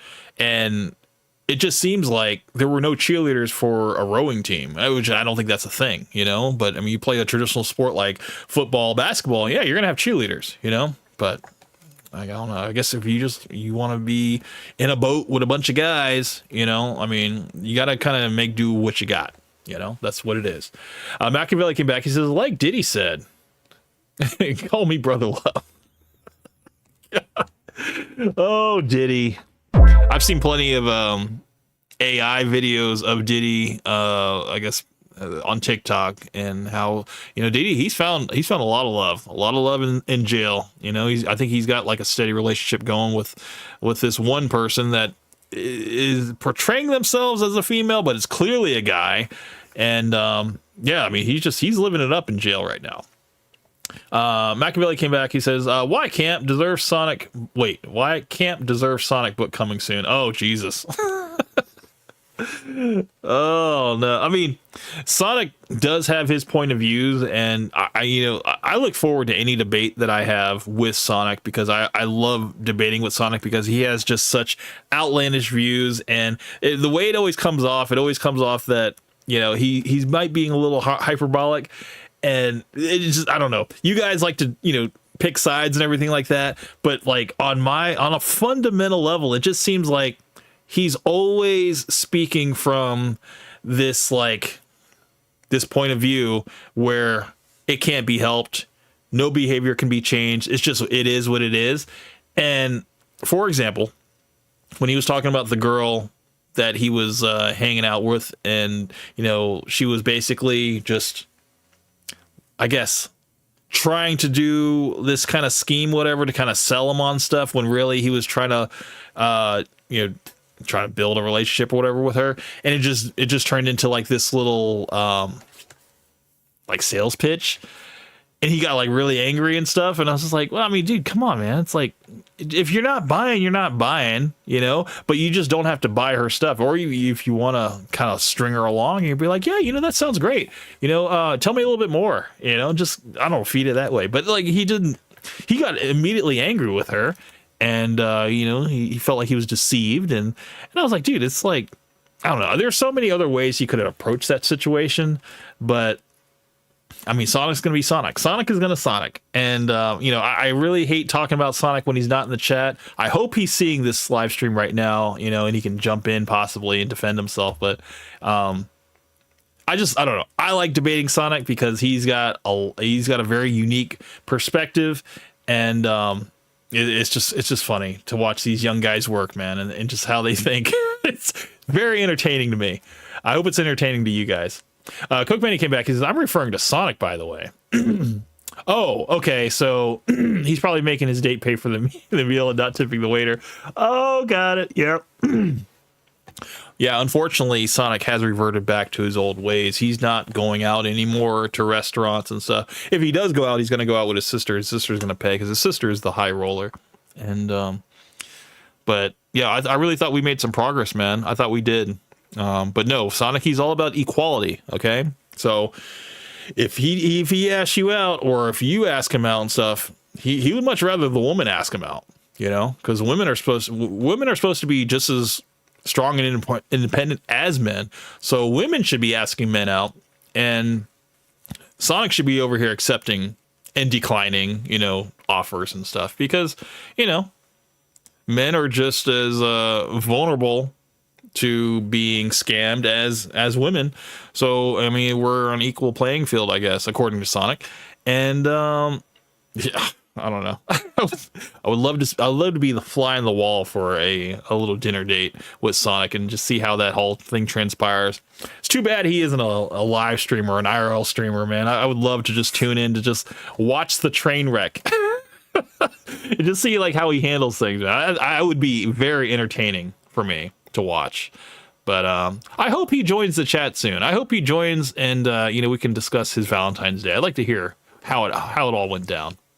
Now, of course, she goes on to blame spicy content. She says the internet and this kind of content is that's to blame for the drought, noting that readily available content is warping young people's desire for sleeping with women by conditioning them to respond to screens and even nudging them towards certain desires like choking or harmful bedroom acts. Yes, that's true too, but is it a cause or a result? In other words, are men seeing the content online and deciding that's what I want, and I can't get that in a woman, so I'm going to stick on to the online content? Or is the reverse true? And this is what I think is true. Men have no chance at women. They don't have dates. They're not able to sleep with them. A 5 can't sleep with a 5 back in my day, my high school and college and military days. You know, if you're an average looking guy, you could sleep with an average looking woman. If you were a good looking guy, you slept with a good looking woman. And if you were unattractive, well, you slept with unattractive people. Now today, if you're anything less than good looking, you really aren't given a chance. And these guys see that. So I think what they're doing is they're just saying, I'm not going to waste my time anymore. I'm just going to enjoy some content on the internet and then go to bed or whatever. I mean, if you look at it from an economical standpoint, sure. A single guy that's not trying to waste his money on a potential situation could easily just rub one out, save all $300 to $400, maybe even take himself out to a steak restaurant, or pizza, whatever he wants, and still, have that, I guess, that release, I guess you can say. But I will say that it's not it's just spinning your wheels. It's not going to be, maybe it's fulfilling in the short term, but in the long term, yeah, I mean, I think eventually you're going to want to have someone to share your life with, because it's going to feel empty after a while, I don't think that's really built for long term, but I mean, for some women, women are really benefiting from the internet in the ways that it's like, okay, they're staying in relationships because it's like, this is an infinite money glitch. Okay. Doesn't really matter what shape or size you are. If you are a woman, there is a market for you. So what's the smart thing to do? Are you going to take your chances with a guy that's possibly going to be a creep, or are you going to just sell your bikini pics online? Then you don't have to get all the way nude either, just sell your bikini pics, maybe even some feet pics in there, whatever, and get like a massive amount of attention and donations. And it's just like, it's easy money, not everybody's making easy money, but people are making a little bit of pocket change here and there, and that's good enough for some people, so it's really, internet's bad for a lot of people, for both sexes, like it's bad for men because some guys are, they're addicted to this online content, and then you got women who are just benefiting monetarily with it, so they're just like staying out of relationships because, like, dude, the moment they have a relationship with someone and they're gonna lose their audience, look at Pokimane. Like, Pokimane, like, didn't have she had a secret relationship, whatever, but she didn't want to, like, she was going to lose a lot of simps because of, people were looking at her like a fantasy or whatever. And now that it's all out in the open that she was out and dating and stuff, like, I mean, I think guys still like to hold out hope, the simp economy is strong. It's crazy. But you just, like, you see these guys that are just like donating all this money to these girls, we're making these girls famous and multimillionaires, and yeah, they're just like, dude, I have all the security I need. I can pay for a house, I can pay for a car. I'm secure. Like, yeah, I could see if I can find a boyfriend somewhere down the line, but he's got to make a lot more money than me. And right now I'm averaging $500K a month, so he's got to make at least 1.5 point more than me, so I'm just going to hold out hope, and hopefully he'll show up on my doorstep, and that will be that. Machiavelli came back. He says, hey, Camp, there's a video called Chris and Fresh Have a Stutter Battle. It's about Fresh trying to make fun and project on Chris, and it's backfired bad on Fresh. If you can please react to it. That sounds amazing, dude. Absolutely. I mean, any content with Chris and Fresh, even though it will kill a little bit of brain cells, I'm willing to enjoy the comedy out of it. So I think the content is a result of the dating market for men, not the other way around. She says she predicts things will only get worse as AI companions become more popular. AI companions and also sex robots. Okay, we already covered this on the channel. It's coming. Okay, you already have the full body robot already, and it's just getting better and better. I mean, they got these online girlfriends now that are completely AI, and people are just fine with that. People, they don't necessarily have to have like physical touch. They just want to have that emotional connection, and that's what these AIs are doing. They're just basically pandering to whatever type of fantasy you want. It's really weird, man. And it's happening with, not even in, like, people are not really having like relationships. They're just having like these girlfriends, man, and they'll have multiple ones. So they feel like they have a roster of AI girlfriends. I mean, is this something to really be proud of? It's actually kind of sad, man. It really is. Exo Charles, welcome to the stream, sir. Hello, hustlers. Machiavelli came back and says, we're going to lose brain cells from the live of the game for what it is. For the love of the game. It is what it is. It's fine, man. You know, I mean, I love to laugh at Fresh. The stutter off. I mean, I'm all about it. Exo Charles, man, I'm so glad you made it to the stream, sir. Happy Valentine's Day. Hope you had a good one, man. Develops so worries that real people simply won't stack up. It's so dangerous potentially because it's a very... That's what I was going to say. So, you know, watching adult content basically creates this fantasy and, you know, for guys, it's going to create this unreachable thing that will happen in reality that people were just like, you know, you'll never find a woman that will, you know, want to be choked, want to be spanked or whatever, or want to do all that dirty stuff. And so, I mean, maybe if you date around and stuff, you'll find like, you know, a girl that wants to do one or two of those things, but never like all of that stuff. And so, you know, you really, I don't know, your brain kind of gets rewired that, you know, that's what you want. And unfortunately, you know, girls they're not willing to do that kind of stuff, you know, like people, it's just like, it's kind of wild. But so, and some girls will just look at you like, oh, you're just creepy, you know? So it's like, it's pushing men and women further apart. You know, the adult content is warping men's minds because they are creating these fantasies that are completely unattainable in real life. And women are just benefiting monetarily from it. So they're like, oh, I don't need a man. I got all this security from all this money I'm making. I'm my own man, you know? So it's bad for both men and women. Realistic in some cases. I can see many people in the future saying, well, why not just get an AI companion on the side, and over time maybe preferring that to a real life person. Yes, but we're already there now. We're already there now. Dude, did you guys hear about the guy that it was in a relationship with ChatGPT? Like, not even the latest ChatGPT, like an older version. Like, he was married, but then he spent more time and communicated more with ChatGPT and had like this whole like relationship with it, which was so weird, you know? And his wife was just like sitting on the sidelines trying to figure out like, why is her marriage falling apart? And it's because this guy, he was completely like in on ChatGPT and treated it like a whole relationship.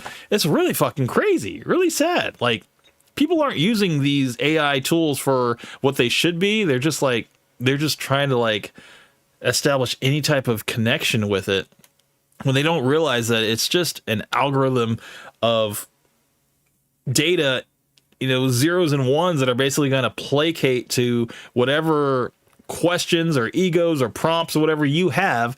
And you gotta separate yourself from it. You know, it's like, you gotta understand that that's not what it's intended for, you know?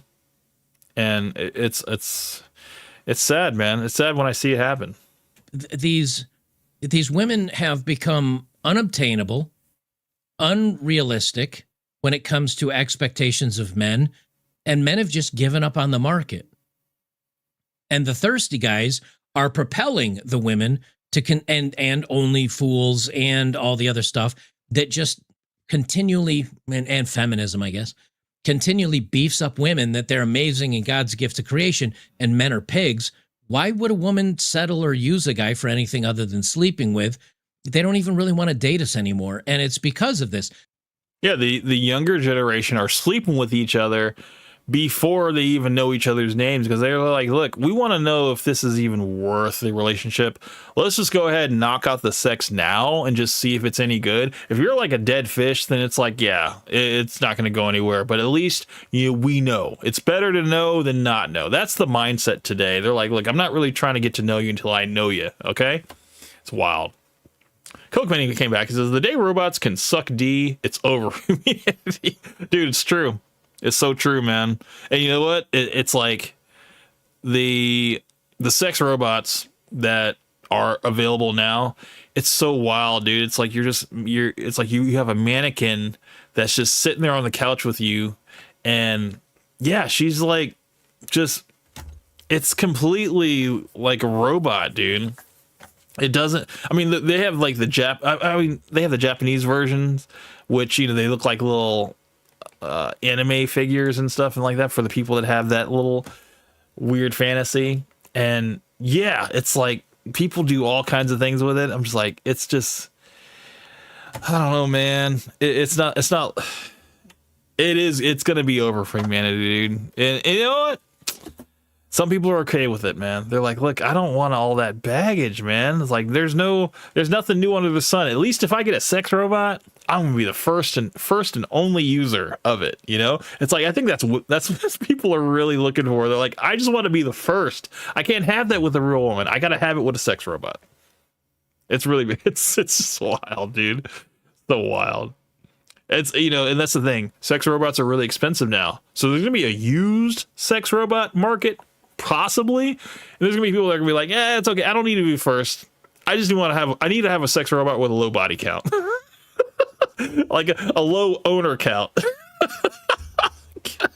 People are gonna be like, "I just need, I don't need to pay full price for one. I'll just get one on the clearance, that had maybe like 2 or 3 owners.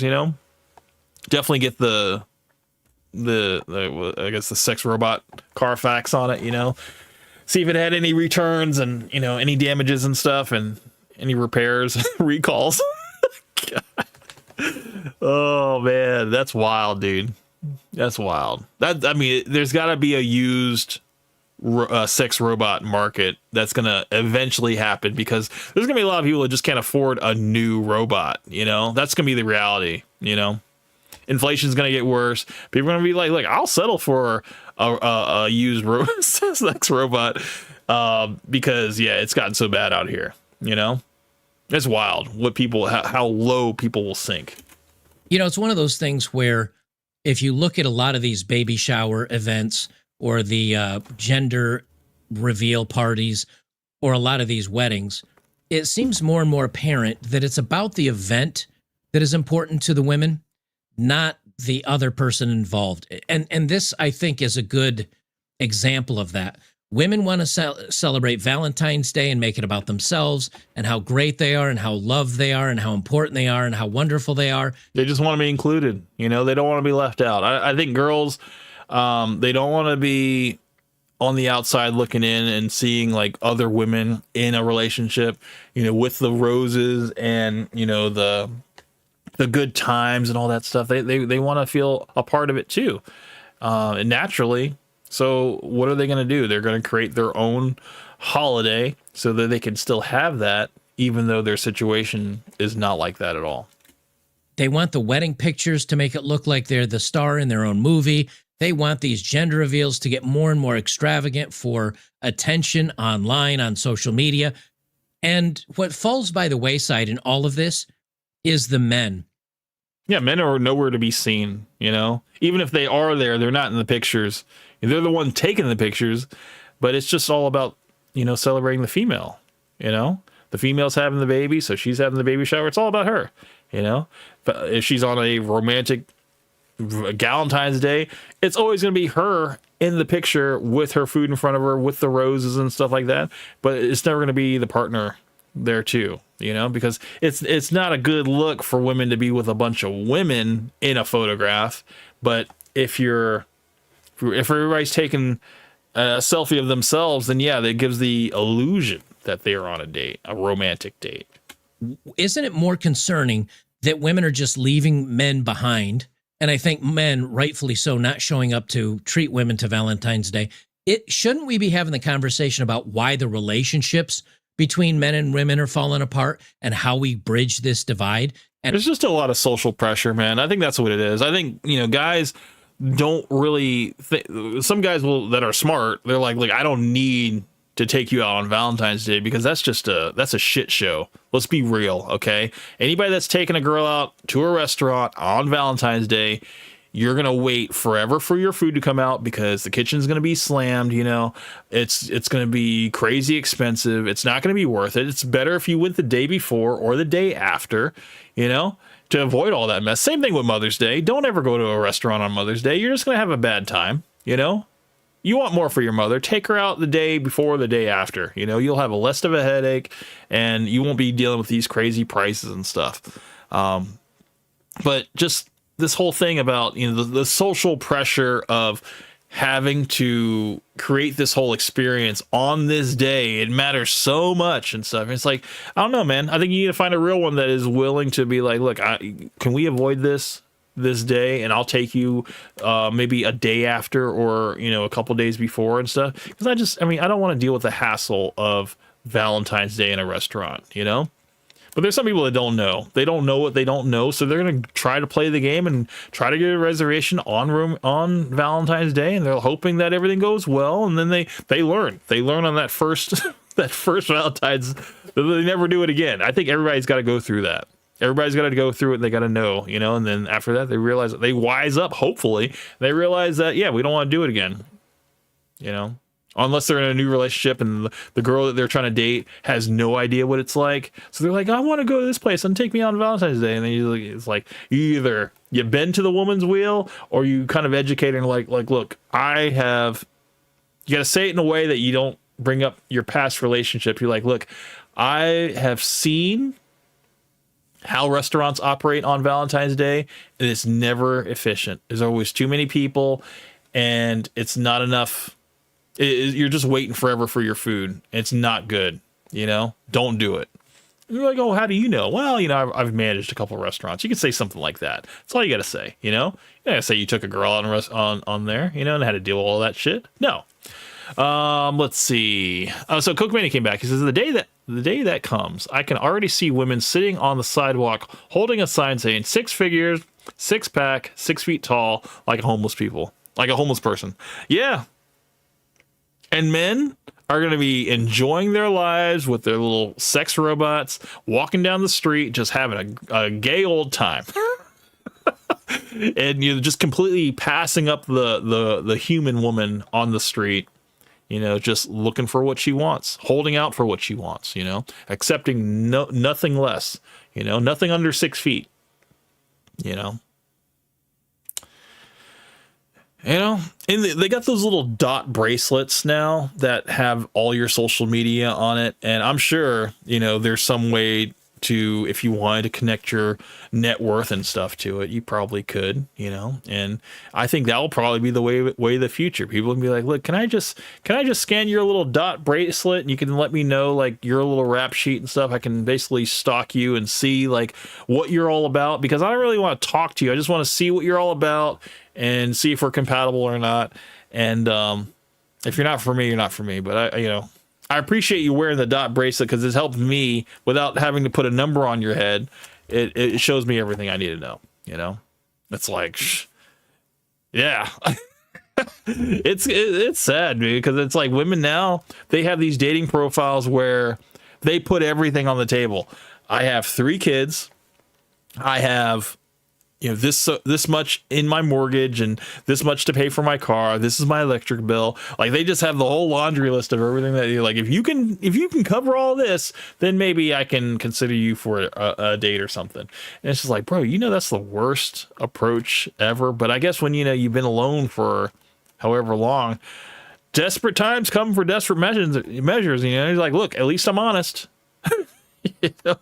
Honesty is not always the best policy, especially when you're on a dating app. Come on now. And how we get back to having a meaningful society filled with love and relationships and sex and children and all the great things. The only way to do that, I'm going to tell you right now, the only way to get back to the way it was is to take away OnlyFans, take away Instagram, take away just the internet. Shut the internet down, you know? Like, I know that's going to have a lot of ramifications. That means no more YouTube streams, no more digital entertainment. I don't know, maybe keep certain things, whatever. But like, as far as connections with people, dating apps, get rid of all of it.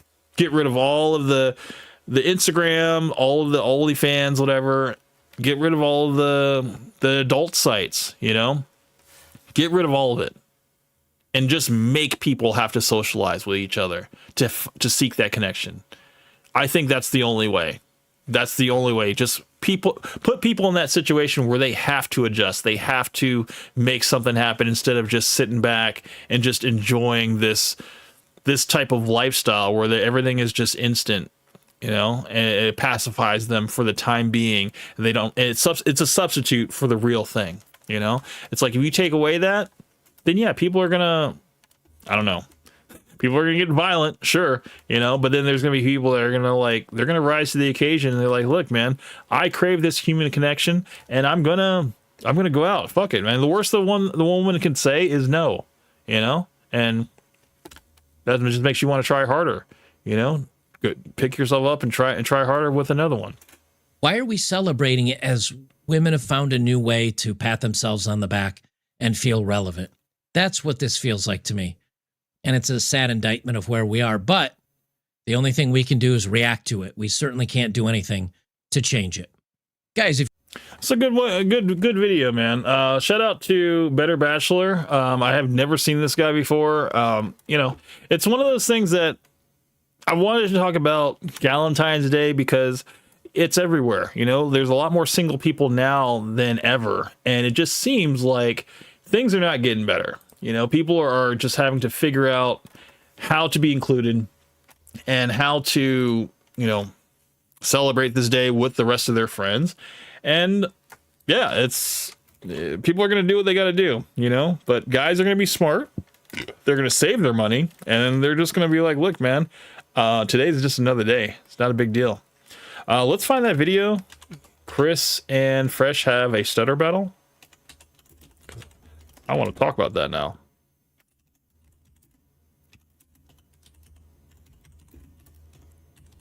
See what comes up.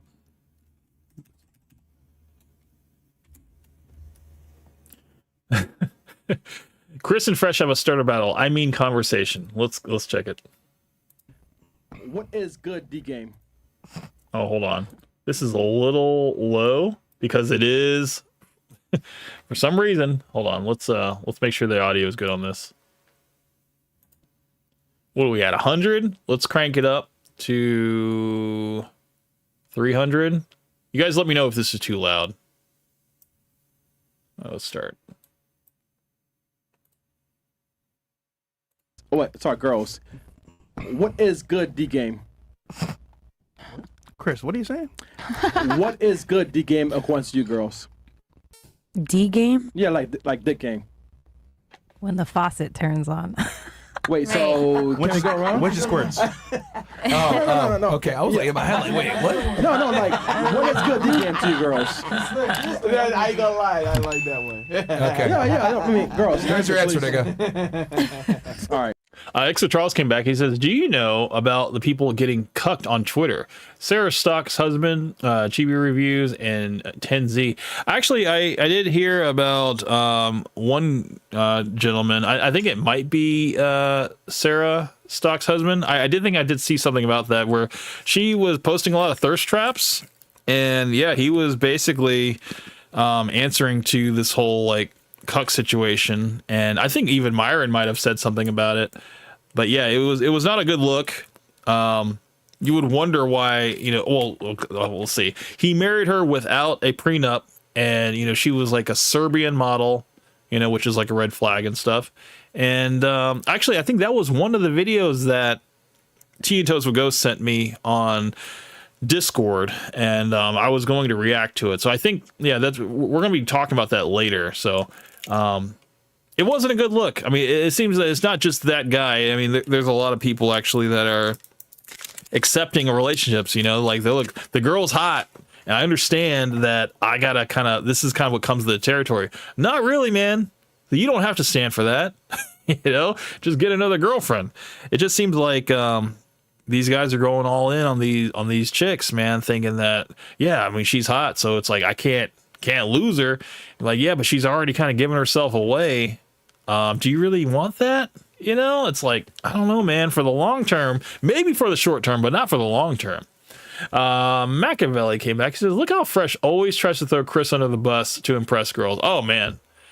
I mean, that's kind of like the constant battle, isn't it? You know, it's like they always try to one up each other, and it's funny to me to watch them like go back and forth, because I think that Chris echoes a lot of the sentiments from the guys on Reddit and just a lot of the haters in general. And Fresh is usually left defenseless to kind of like try to defend himself, and Myron always sits back and just like lets them go at it. So it's always like a battle between the two of them, and it's entertaining as fuck to me. I love it. Decoder, welcome to the stream, sir. Good to see you, man. I can't get over how goofy Fresh looks in those glasses. Hey, you know, he's trying to create mystery, okay? The girls don't see his eyes, so they don't know, you know, what color they are, what they look like and stuff. And he just thinks that he's going up a couple points in the looks department because, yeah, he's being mysterious, you know, and girls like a little mystery, okay? That's the whole reason behind that. He explained that a while ago. Coke Betty came back. He's like, I heard about Chibi reviews. That sucks. And it was by his best friend, too. See, I did not hear about this guy, Chibi reviews. I just know that there's a lot of guys getting cucked out. And it's a sad thing, man, because it's like these guys feel like, you know, these women that they have are like their only option. And maybe it is, you know, but you gotta like not have that type of mindset. You know, you gotta have this like abundance mindset that you can have as many as you want, and you don't need to like be pigeonholed to just one that treats you like garbage, you know, or is for the streets, or is advertising themselves online. You know, it's like, if you see this stuff, you got to understand that it's a red flag, and you need to get away, because it's never going to be enough for the amount of attention that you give them if they're already getting massive amounts of attention online. You're just sort of dropping the bucket to them. So you have to understand that. Coke Benny came back. He says, Chibi looks like a younger Nick Fuentes. Oh, man. Nick Fuentes he's already young, too, though. I mean, that's crazy. Like a teenage Nick Fuentes? I can only imagine. Sheesh. Man. The Henny's hitting. Yeah, for real. Hey, listen, I want to know because they're delusional. So listen, it's what it is, man. You know how I know that Chris is like drinking? What? Nigga opens his mouth. And then he talks. You catch that? Like, that's how I know he's drunk. The longer the pause before a word is said, like, yeah. What? Because we do live, man. Yeah, okay. Like so I say some bullshit. Yo, Chris, man, what the fuck? And he'll open a mouth. He'll open his mouth, and the word that he's gonna say next doesn't require it. But we do it live, man. Like, you don't have to open up your mouth that wide, but to say we do it live. My first time seeing Chris really drunk was at the Club Vendome. Yeah. And he came with a girl. He looked at me and said, "Please help me." I'm like, "What's wrong?" I don't know what he's saying. Cook Benny says, Chibi actually released a video saying he attempted self-deletion because of... Oh, wow, really? Damn, that sucks. I mean, that's the thing, man. When you have... I mean, women will make you do crazy things, you know? I get it. I get it, man. And the thing is, man, it's like, you gotta not have this mindset that, you know, life is over if this relationship doesn't work. It's like, no, it just means the relationship's over. You know, there's a whole lot more life to live, and there's a whole lot more fish in the sea. I know that sounds really cliche, but it's true. You know, there's always going to be somebody who is going to be better that comes along. You just got to be patient, you know? I don't know. Hey, I'm like, "Okay, Chris, are you okay?" Chris is like, I'm like, "Nigga, talk." He's like, yeah. All right, so And then I was like, "Okay, Chris, Fresh don't talk in clubs at all because he can't talk at all. nigga." Oh, damn. That right there, dude. That is evidence alone that he's finally starting to echo sentiments of, you know, what everybody's been saying. It's like, yeah, Fresh, he likes to stand in the club. He likes to be on the wall, you know, and just look mysterious in his sunglasses while you got, you know, these other guys spitting game. And Fresh, that's his way of doing things, man. Tia Tosa Ghost, is that you, sir? Yes, it is, Camp. Can you hear me? Yes, sir. Welcome to the stream. How you doing, sir? I'm good. Welcome. Just glad to see that my new computer is working out. Oh, you got a new computer. Nice, sir. New laptop, so just trying to make sure everything's working. Moving on up in the world, sir. Good to hear. Good to hear from you, man. It's good to hear you too, Camp. Yeah, so you know, just going through this this qualm or beef you want us to have with Fresh and Fit. Oh, not Fresh and Fit. Fresh and Chris, you know. It just seems like two idiots, you know, two Jimmy and Timmy basically going at each other's throats, you know. And I think they just do it because they know it's entertaining, you know. They know that they have their respective audiences. People like to hate on both of them. You know, it's just entertainment to watch two dumb people argue and try to one up each other. You know, it's very funny to me. But Well, yeah. I mean, what are these people gonna do? Are these guys gonna outsmart each other? No. and they can't really fill the time with anything meaningful either. So it's like that's kind of all they really got. You know, just to bicker with one another. And I don't know, it's not very manly, you know, to do that. But, you know, you would think they'd have each other's back and, you know, maybe not show that bad side of them stuff. But I mean, it's kind of childish, you know? Yeah. So, but I think their mentality, they can't help it. I mean, when they get around each other, they're like two little boys, you know, and it's just like, it's always going to be this dick measuring contest between them. And you mean the two little boys who are trying to compare which dinosaur is better? Oh, jeez. I mean, it's you can call it what you will. I mean, these guys Fresh has this, he's got to maintain this persona that he's like one of the coolest connected people in the room. And Chris is just like this piece of shit that stutters, whatever. And Myron will always take Fresh's back for some weird reason, you know, but then there's those rare moments where he turns on Fresh. Myron will turn on Fresh and he'll be like, you know, you stutter just as bad, man. Like, you got to get your shit together. Or he'll even say, like, you know, you're the worst co-host ever. You know, like, I've heard him say it. He must have the charisma of a goblin. I mean, or a Goomba, if you will. Actually, goblins are uglier, so... Sure. I mean, that's why the shades, though, you know, because he's not comfortable in his look, so he's got to cover it up, man. And I think it also hides the pain in his eyes, you know, whenever he's getting, because he's a very sensitive guy, you know, as alpha as he tries to seem, he's very emotional, you know, he's very sensitive, and I think he's very self-conscious about his looks, and he just doesn't want to show it in his eyes, you know. I mean, if his eyes started welling up on screen, I think that would give us all the ammo we need, you know? So he's like, I'm not going to give them that. Not that satisfaction. Yeah. All right, let's hit play camp. Let's see this train wreck. Yes. Machiavelli came back. He says, Fresh is going to settle down with a robot, even if the robot has high body count with a dirty game. God, that's fucked, dude. He's going to pay for that corn star again. Yeah. I mean, that's the thing. He's gonna take a real woman with a real body count over a robot. But no, he probably will have a robot on the side for during the dry spells. Absolutely. I think, he's gonna double down because he's a sex addict, of course. Goes home. Bro, you don't. And a Lambo, nigga. Funny about Chris, right? This is why you have a Lambo. This nigga comes to. Hold on. Chris comes to the club, right? Drunk as fuck. I wonders why he goes home alone.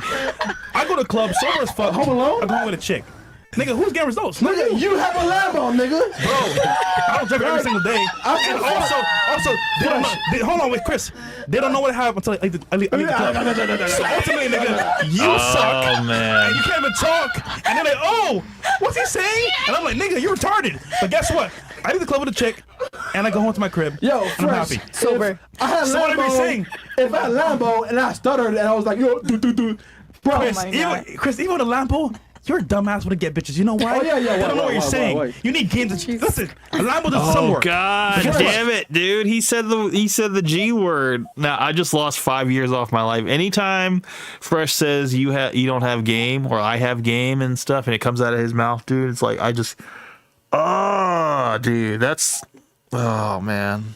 Jeez, his charisma score just went from 8 to 4. He just took a -1 penalty to a -3 penalty. He's starting to curse at him and stuff. He's calling him a retard and all this other stuff. I'm like, dude, you don't have to get this like amped up about it. You know, it's not that big of a deal, bro.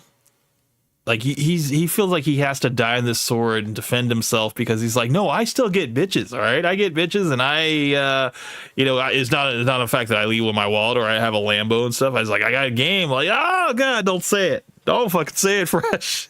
You leave with your wallet. You probably even have your Instagram, you know, that has the car on it, so you don't have to show them the car, you know, in real life. that's how you hook them though. You're like, you show them the Instagram or maybe even have it open on your phone and stuff. And yeah, it's bad, dude. It's really bad. Yeah, lead with your wallet, and guess what they lead with? Exactly. Machiavelli came back and says, remember how that started, Camp? Fresh was making fun of Chris's stutter. Yeah, no, it's true. And, you know, it's funny because we get to see Chris actually answer back. And, you know, it's like you gotta, once you start hurling insults, it's like you already lost. It's like when you argue with a woman. When a woman starts going for like, oh, you got a little dick or whatever like that, it's like, you know, you won the argument. You can sit back and relax, understand that you won this argument. I think Chris has that same mindset right now. He's like, look how Fresh is crashing out right now. He's won this, you know, because he's got him triggered. He's speaking a mile a minute. His brain is sputtering right now. And I think he needs to realize that he won this one. He needs to keep going.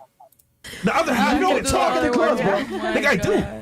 What are you saying? See, ladies, we roast each other. Like, nigga, what are you saying, bro? I love this. All right, Fresh, man. Nigga, you can't even speak in the club. Yo, Fresh, I fuck with you, man. Like, please not get I deep, fuck with man. you too. But I'm just saying, Chris, when you're drunk, nigga, you don't know what you're saying. I still fuck bitches, man. No, Chris, I believe you, but not talking to them. Okay.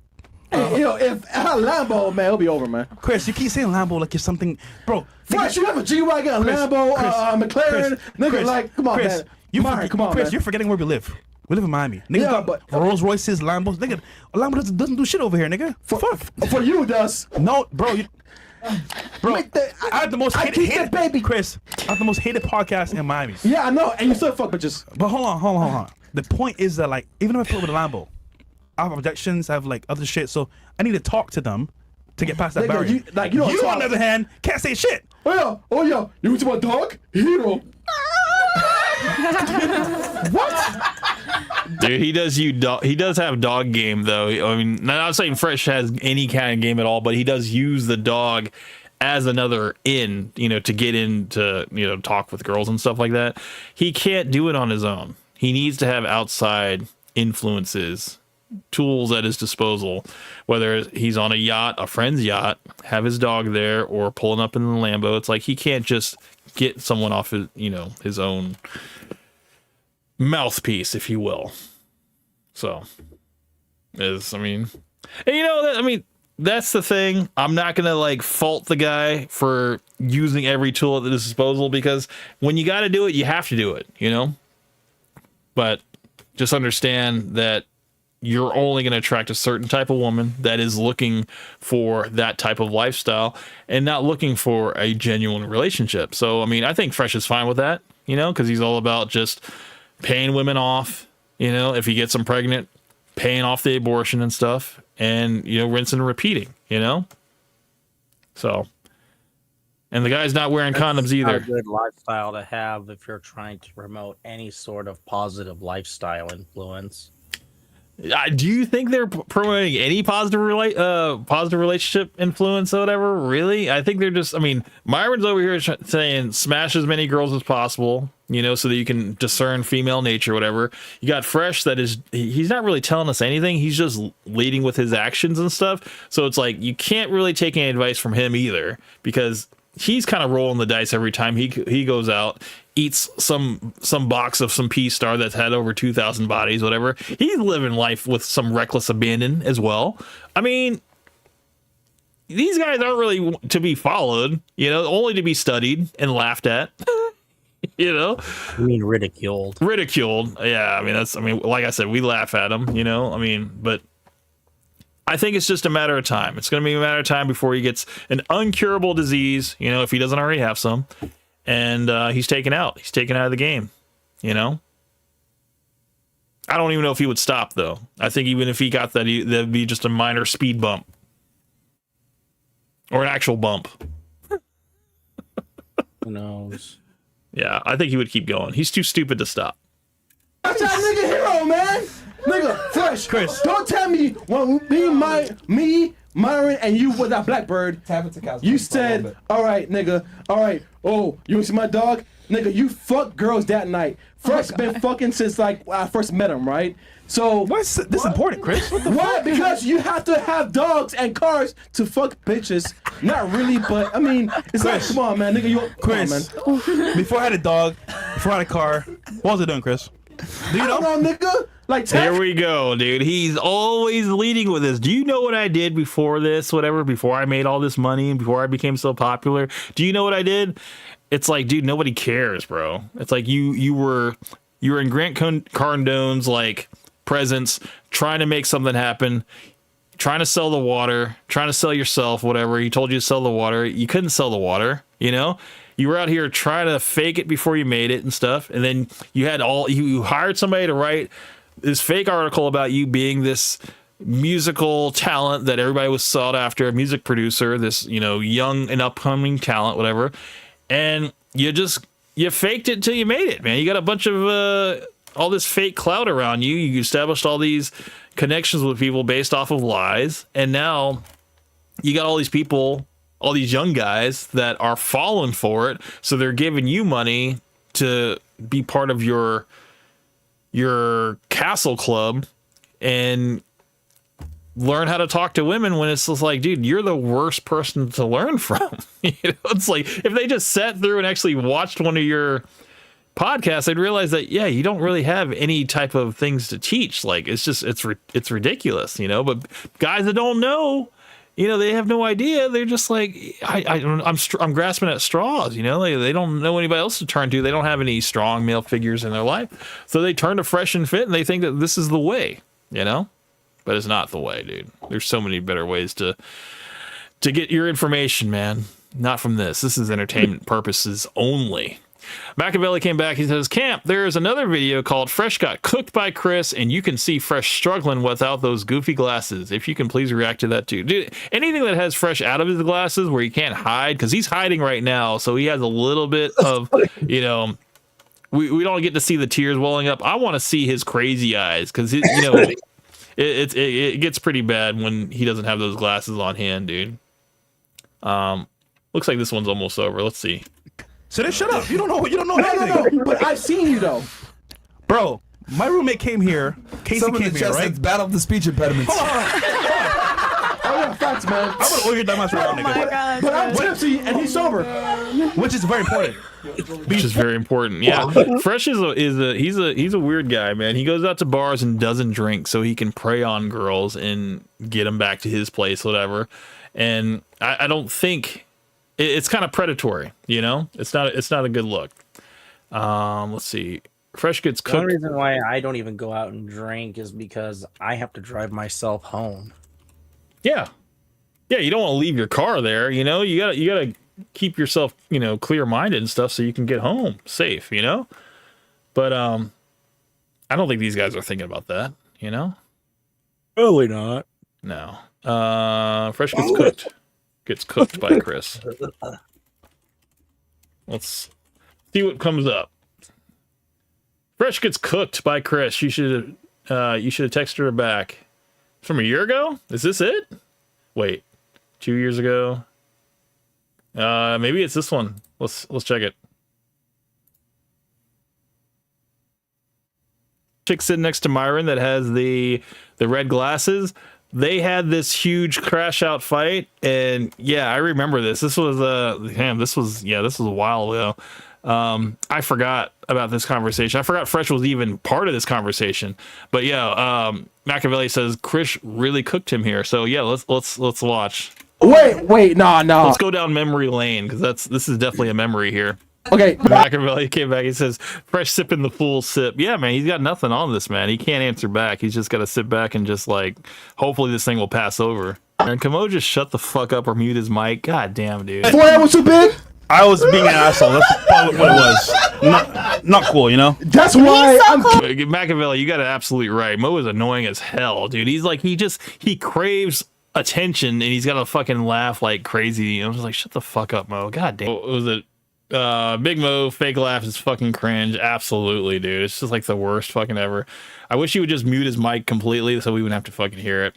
Dakota came back. He says, facts, ad libs are annoying as fuck. Yeah, absolutely. I agree. It's just these guys like want to be on camera so bad. So like they want to have like participation and stuff like that. And I'm sure Fresh and Myron, they're like, yeah, please be part of the show. You know, whenever, don't let it be like an awkward silence, whatever. So like they that's why they join in. Exo Charles came back. He says, attention seeking laugh, so annoying and cringe. Dude, it really is. It's like, It's over the top for no reason, dude. It's like, come on, man. We can't even hear what they're saying because you're interrupting the show. Sound designer, can you just be a sound designer, please?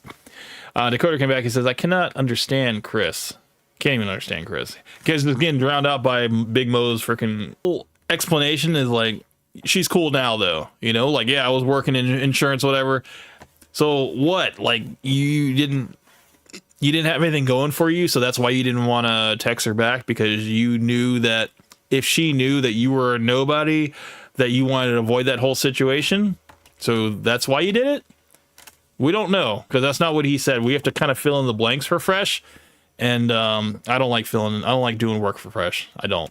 But it's just When Chris does this, when he completely goes at Fresh and Fresh has to explain himself, he does it too with Myron too. Sometimes Myron will say some sus stuff. He's like, I don't even like. Myron will say something like, I don't even like getting blowjobs, and then Chris will chime in, why? It is funny because then Myron has to explain himself, Myron, I remember his answer to that. He said, when he said why, he's like, because it's fucking gay. I was like, no, it's not gay getting a blowjob from a woman, Myron. Okay, but that was it. That was his explanation. He was like, no, it's just fucking gay. He's like, why would you ask me that? That's kind of gay. Let's see. Dakota came back. He says, these girls were quiet the entire time. I don't know. Who is it? Let me check. Hey, AJ the Third. How you doing, sir? What's up, guys? How you doing, man? What is this fresh and funky foolishness you guys are watching right now? No, this was suggested by Machiavelli in the chat. He says, no, please react to when Chris was roasting Fresh. They were basically having a little stutter battle. Yeah, can you not hear me? Yeah, I can hear you guys. Ghost, can you hear me? Yeah, I can hear you, but I can't hear Camp for some reason. Oh, fixture. I don't know. AJ, you can hear me though. Camp, I can hear you. Okay, perfect. I can hear you fine. Okay. Well, it might be on Ghost's end, maybe. I don't know. Yeah. Well, yeah, dude. It's just they're just such clowns, dude. Like I can't watch this stuff anymore. It's just like once I go back into it and I watch like an older clip, I'm like, oh, this is why I stopped watching, because Big Mo's fucking girly ass fucking like attention seeking laugh. You got both of these guys, Chris and I'm not sure Fresh. what's going on. Okay. Somebody in the chat let him know. Let Gene Toast now Ghost. I can't hear either of you if you guys are saying anything. Yeah, I don't know. Maybe now I can hear you. Okay, AJ. Still can't hear. Yeah, I can hear you. Let him know that just to unmute his mic and try it again, like mute it and unmute it, and it might fix itself. Check. I'll tell him to check his StreamYards. I mean his Discord sound settings, because that happens every now and then. Yep. Discord likes to get a little floopy time to time. Yeah. Especially if you got to do a Microsoft update, then it throws everything off. I've had it happen. You got to go on. You got to fix everything. I've recorded like 2 or 3 20-minute videos, and there's no. I go back to edit. There's no sound. I'm like, oh no. Oh, dude, I've had that happen. My settings were messed up. Bro, I've had whole streams that I have had to private because of that shit. So don't remind me. I've never had to deal with that so far, but there's always be that first time for everything. Oh, can you hear us now? Can you hear me? Yeah. Hello. I guess not. We'll have to make do. But I never really watched their content like that. I would watch clips, obviously. That's all I do now. All I do is clips now. So Kevin Samuels, he's the only one where I would sit there and watch his entire 3-hour streams. Oh, absolutely, and dude. Then, I used to watch. I watched his 3-hour stream on Galentine's Day. Like that was like 4 years ago, and this shit was amazing. But like Fresh and Fit, it's just the same tired stuff over and over and over and over and over again. Man, I know. And then like Fresh, the thing about Fresh is whether it's your call or anyone else, is like it obviously bothers him when people talk bad about him. You know what I'm saying? Yeah. But it's like he doesn't want to A, do anything about it, or B, like take himself. how many L's can you take before you just like go to the background? You know what I'm Bro, saying? the list is infinite, man. He will continue taking L's and also getting dragged down by Myron, because Myron, he's gonna go his own way and just completely torpedo their chances of getting remonetized, whatever. So the only thing Fresh can do is just hang on for dear life and hope to God that something changes and they get any type of grace. Yeah, their Bumble contract, their Rumble contract is almost up, right? So it's like, where's this money gonna come from? Desperate times, man. Look, even though they both say they have money, no one wants to work for free. You know what I'm saying? Oh, no. And what are they going to do? Monetize Twitter? You know what I'm saying? Are they going to try that? That doesn't pay much. No. Rumble without a private contract, that doesn't pay much either. So Dude, what are they going to do? They're lol cow status, okay? Anybody that knows them now are just they laugh at them for entertainment, man. It's like that's the only reason why we're ever talking about them. It's just like, dude, we need a little bit of levity. Can we laugh at something? Here, let me click off and click back on. Let me see what happens. Yeah, that might work. But like they just I don't know. I've never seen two people torpedo their own careers. Like, okay, they Forrest Gump their way into this, right? Because what they were doing really hadn't been done. And then there was the cough. You know what I'm saying? I'm not going to say the No, absolutely. No, you're absolutely right. Yeah, and then they were the only ones really kind of doing what they were doing, and people, they were stuck inside.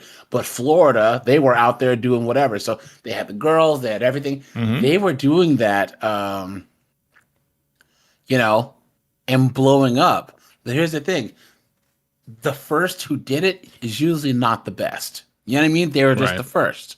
Yeah, these people who now I can hear you, Camp. Okay, good, what they did, and made it better. So, for instance, Pearly Things. She was doing her thing in England at the time. You know what I'm saying? I remember. And she was the man. You guys remember growing up? We always thought that the British chicks were like the cultured femme fatales. Mr. Bond, and then you watch Pearly Things' old stuff, and you realize there's a bunch of dunder-headed 304s over in England, dude, too. It's no better.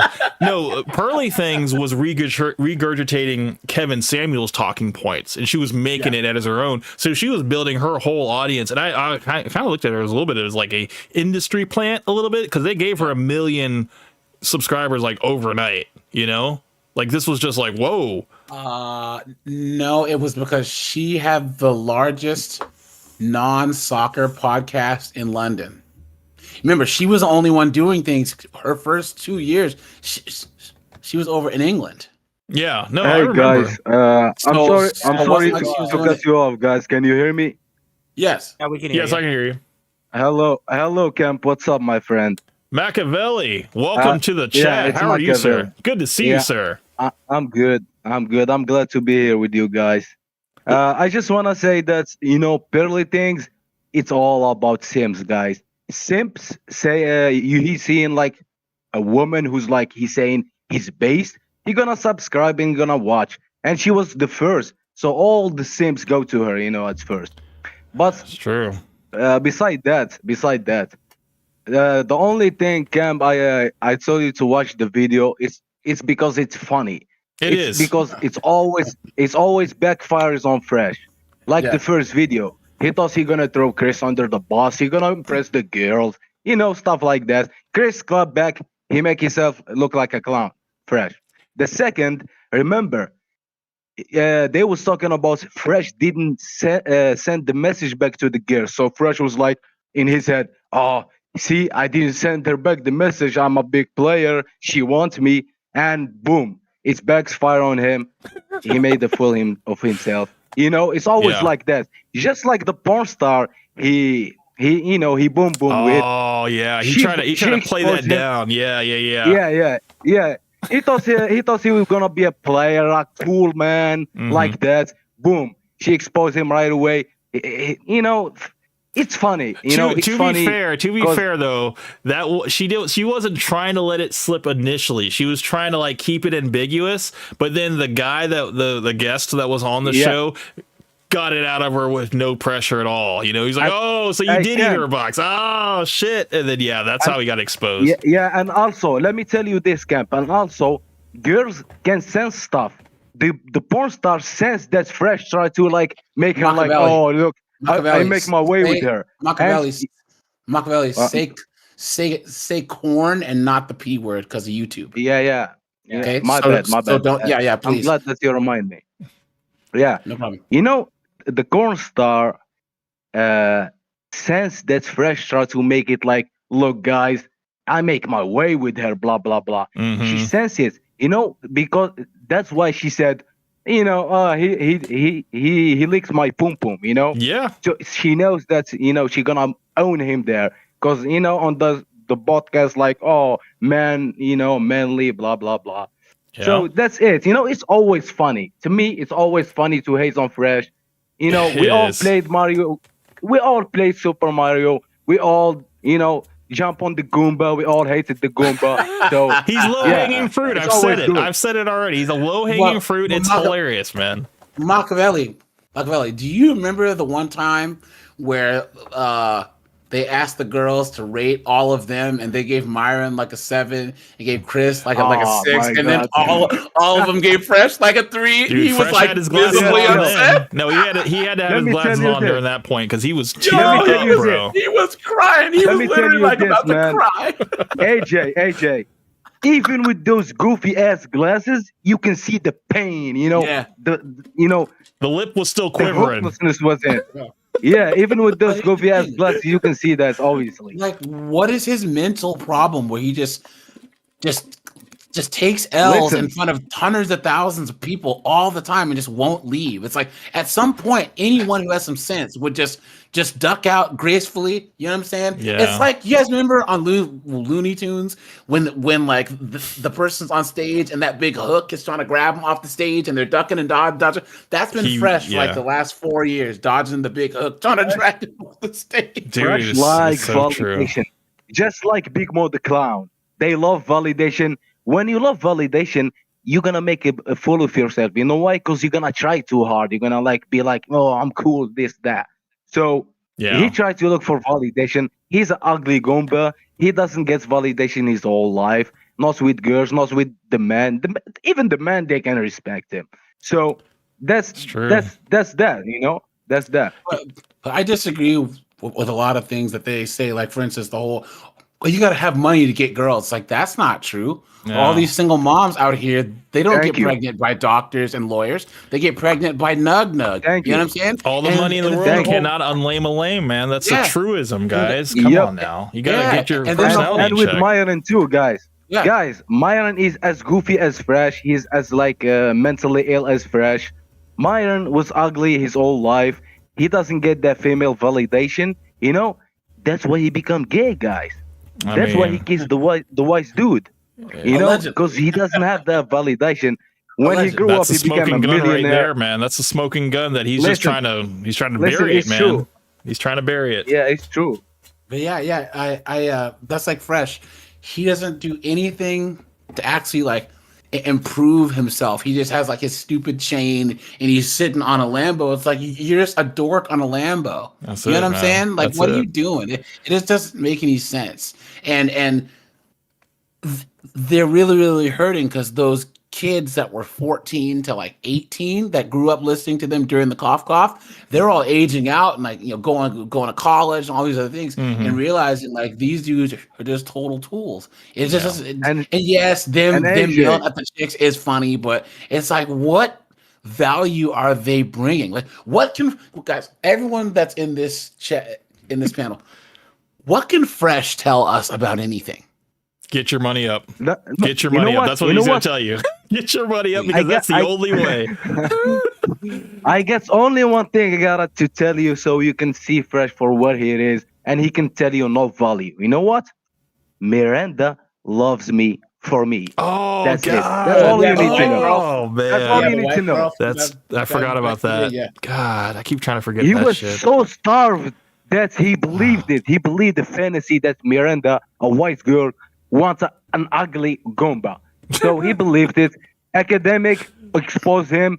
He looked like a beta, you know, like Omega, not even a beta, an Omega with academics on the podcast with Miranda. He was willing to overlook all of the Cash App and all of the donations she was getting from all of these guys and stuff, and how she just used men for all of the attention and stuff, that she was just like every one of these girls that they kick off their podcast. He was just like, no, she's different. She's different. I don't even blame 304s. I blame simps. Simps ruin everything, dude. They ruin everything. If there was less simps, there would be less 304s. Kind of like if there was less people buying and doing drugs, there would be less drug dealers. You know what I'm saying? It's so true. This epidemic out there. Dude, I told you. No, you're absolutely right. If there was no simps playing for OnlyFans, you know, paying for corn and stuff like that, then yeah, women would have to actually try to figure out how to make a living, you know? Yeah. So it's the simp economy that keeps this stuff flowing, and it's like simps are born every minute, man. And there's men that move from being a simp to, you know, realizing that that's not the way to live, you know? They're like, look, but I guess, you know, it's just, I don't know. The thing about Fresh and Fit though is like, they don't have any character, so people use them. They're not useful in a way that a real upstanding man is. You know what I'm saying? Like you're a man of character, a man of your word. You're not a hypocrite. You can do that with or without resources, but if you don't have those first traits, people only use you for opportunities to get ahead, for clout, for all this other stuff, right? They'll just use you and just leave you, and they don't build those lasting types of relationships. You know what I'm saying? Like, yeah, but no one respects them. But Fresh and Fit was doing two things, okay? So when they had their show, they were telling you, hey, you need to stay away from these types of girls, whatever, girls that are going to try to use you for money and all that stuff like that. But at the same time, they're going to be posting these girls' links in their description of every video. And so the simps that are just there for the girls can go to their sites and get their numbers up and all that stuff. So it's like they were doing two things. So they're like, hey, stay away from these girls, but here's their links if you need them.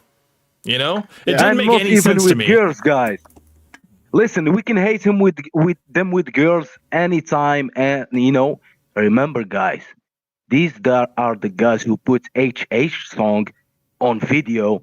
The Goomba said literally to Myron, "Hey, they're gonna play it for us, HH." I told them he's gonna play it for us in 2 minutes. That Goomba go to make 3-hour podcast to make it about Sneeko, and Sneeko is the bad guy. Sneeko is the one who did it. Listen, I'm not a Sneeko fan guy at all. I mean, I like to watch him sometimes, I ain't gonna lie, but I'm not a fan. But I can admit that, like, he got nothing to do with this. Myron and Fresh tried to, you know, make the whole thing about their daddy Tate and not saying nothing. So, you know what, guys, I think Tate told Fresh to do that video. I think that. I really believe that. Well, I mean, they all did a coordinated attack on Sneeko, you know, and honestly, I think this whole thing was building towards the Misfits fight between Tate and Sneeko, you know, which Sneeko still hasn't accepted that $1 million fight yet. But it's kind of weird. It's kind of like a fall from grace where Andrew Tate is trying to fight Sneeko now to try to, I don't know, get more. Get back more on track, whatever. It's like, come on now, you're gonna fight a guy that's like 2 classes lower than you, like weight classes, and try to, I don't know, redeem yourself when, you know, we already saw how you went up against Chase Demore and how he just completely took you down, and just with incredible form, by the way. Guys, I'm gonna tell you something. Camp, sorry to cut you off, my friend. I love you, but you're fine. I'm gonna tell you something. You're not gonna believe me. You know what it is?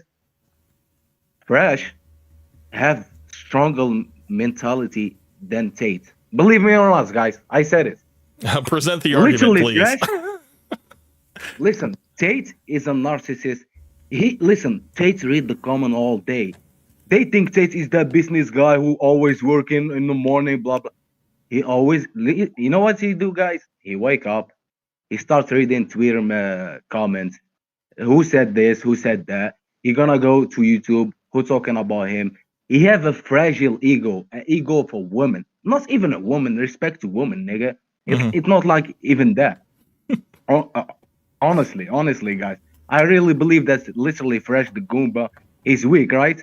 But he gets stronger mentality than Tate. Believe me or not. Well, I think they're all anytime, okay, do you remember like 2011, 2014, that whole like Saw Netter kind of brother polite pro-black thing that was dominating part of YouTube? It was all those pro-black dudes that were like, I'm black, y'all, I'm blackity black, black, y'all. Anyways, so it was one big joke because they would always come for each other, right? They never got anything done because it was tribalistic and infighting. And they would all be like, oh yeah, all this political stuff, but all they would go after is each other. You're talking about the Black Manosphere? Is that what you're talking about? Yes. Okay. Yeah. I do know what you're talking about. It was more like it was a step farther than that. It was the pro-black, like, it was past that, but it was kind of this kind of black supremacist movement. But my point is, things are cooked when this infighting starts. Oh yeah. When you see Sneeko and Peyton, all these idiots going after each other, like, and they act fake. And they act fake when they're around each other. They act like they're buddy, but then like as soon as they separate, they're slinging mud at each other. It's very feminine. Yeah, they act like high school girls. Yeah. I'm gonna tell you something that you're gonna believe me for my statement. I swear. You know what? You know how Fresh gets exposed and gets made fun of and everything? You see that? All the time. If Tate experienced that even a bit, even 1% of what Fresh experienced, I think Tate's gonna go to the rope, honestly. No lies. I really believe that. He's so weak. Trust me, guys. Tate is so weak mentally. I mean, he's kind of going through it right now, dude. He lost a lot of aura with that fight, dude. And a lot of people kind of got off the whole Tate train because he basically went from I always win to it's better that I tried and lost. It's like, and it's about how I respond to it. He make a whole podcast about like maybe God make it their way. Lose. Dude. Oh my God. Fantastic shape. Take some accountability, man. I don't know what happened. Yeah, I just got tired in the second round. It doesn't make sense. I'm in superior form. Guys, there's obviously I couldn't fight 1,000 times better than that. That's what happens when you sit there talking trash and you're just hitting the heavy bag instead of actually going into the ring and actually sparring with somebody. Oh, dude, he was smoking cigars. He didn't have any stamina, dude. Guys, remember that same guy. Let's go with the to fight inexperienced males. After they make him train hard, then fight Tate. Then he gonna say, "I fought 60 men in one time in the ring." You know those videos. Yeah, that was crazy. I remember that. Those level 100 boss. God mode, narcissist mode. Like that was crazy. This is the thing about it is when Dominic Cruz lost to Cody Garbrandt, he lost his title, and he got whooped. He got just whooped. That's one of my favorite UFC fights of all time. When he was doing his interview after the fact, and they were like, "So, do you think Cody did this and that?" He's like, "Why are you asking me to talk bad about this guy? He just whooped my ass." He goes, "Wait a minute." He goes, "If he sucks and he beat me, then what does that make me?" He goes, "He was a better man. He was great, but I'm not going to talk trash about the guy that just whooped me. That doesn't make any sense." And I remember that, brother. That's a way. It was so classy. I liked it. Yep. But Tate's like, "Oh, this guy still sucks." It's like, yeah, but he clearly beat the crap out of. So what does that make you, guys? Tate's always make plan. He think he's God or something. He thought he gonna beat Chase the more because he thought, oh, look at this island boy. He can't even throw a punch. I'm gonna walk through him. He really thought that, guys. Yeah. Then he lost. He starts saying, well, he's taller than me, and he was a good. Come on. Well, no, he was saying a lot of people were making fun of him online, and maybe he couldn't handle the loss. And maybe God realized that Tate he can handle the loss, so better to have Tate handle it than Chase. Maybe he's not strong enough for it. I'm just like, come on, dude, you're just making so many excuses now. It's like, come on. That was crazy. I saw that, Cap. That was crazy. That was clavicular guy. He got arrested. Yes, that? I mentioned that a little bit. He can't leave Arizona right now. It's like. He's got this crazy. I mean, they found drugs in his system. He had the big thing. The big thing was the false ID, the fake ID. Him thinking that oh, I'm basically shut down from everything in Miami, but didn't he go and see like one of the Jewish people, whatever, like that's connected or something to the mayor and stuff like that? He's gonna be fine. Yeah, like he was just like, dude, I'm way too young to be banned from all Miami clubs and everybody out in the United States, whatever. But so he still tried to play his, his cards, whatever, in Arizona. And dude, come on, it's like that's he was trying. And Camp, did you realize how Myron and Tate submit to clavicular? Or it's just only me? He's got the most clout right now. That's why. That's the only reason why. They literally submit to him. Yeah. And Nick Fuentes as well, because Nick Fuentes has his little following and everything like that. And that was the first time that Tate had actually met both of those guys. So, but he knew that, Nick has a sizable following and Clavicular is kind of like on the rise and stuff, even though he's like freaking 20 years old. It just seems so cringe that these guys are gathering around the young bucks, They're like high school girls, though. That's just the thing. Like, this is supposed to be the epitome of manliness and alpha male, but they act like friggin' Mean Girls, the movie. It's true. What is going on here? That's what I'm saying. The most teenager one is Tate. Guys, the most teenager mind there is Tate. It's not even clavicular. No, I know. I mean, he has to struggle, grasp at straws to try to keep any type of relevancy, and it's just like, dude, the hammer's going to come down eventually for him. So and Camp, and Camp, you know how stupid this guy is? He's saying, who named himself Sneeko? He's a snake, basically. Well, he named himself Cobra Tate. Cobra, exactly. I mean, I'm done. Yeah, I don't think he realized that after he said it. It's just like, dude, that was like an instant thought from everybody else. It's like, come on, man. No self-awareness. That's some big stupidity, even bigger than Fresh stupidity, in my opinion. Yeah. Andrew Tate used to be very calculated in his speech, man, and it just seems like he's not like that anymore. Ever since, he lost a lot of aura, man. And, I think jail changed him. I think him losing that fight, I think losing the fight was a huge downgrade for him because he was expected to win. And I think, him being a part of the whole Misfits thing, being a co-owner and stuff like that, him winning was supposed to be a huge step towards, his alliance with that whole thing, and him losing fucked everything up. Yep, his podcast after the loss, guys. If you realize, Tate was speaking to himself in sometimes. You know what he's saying?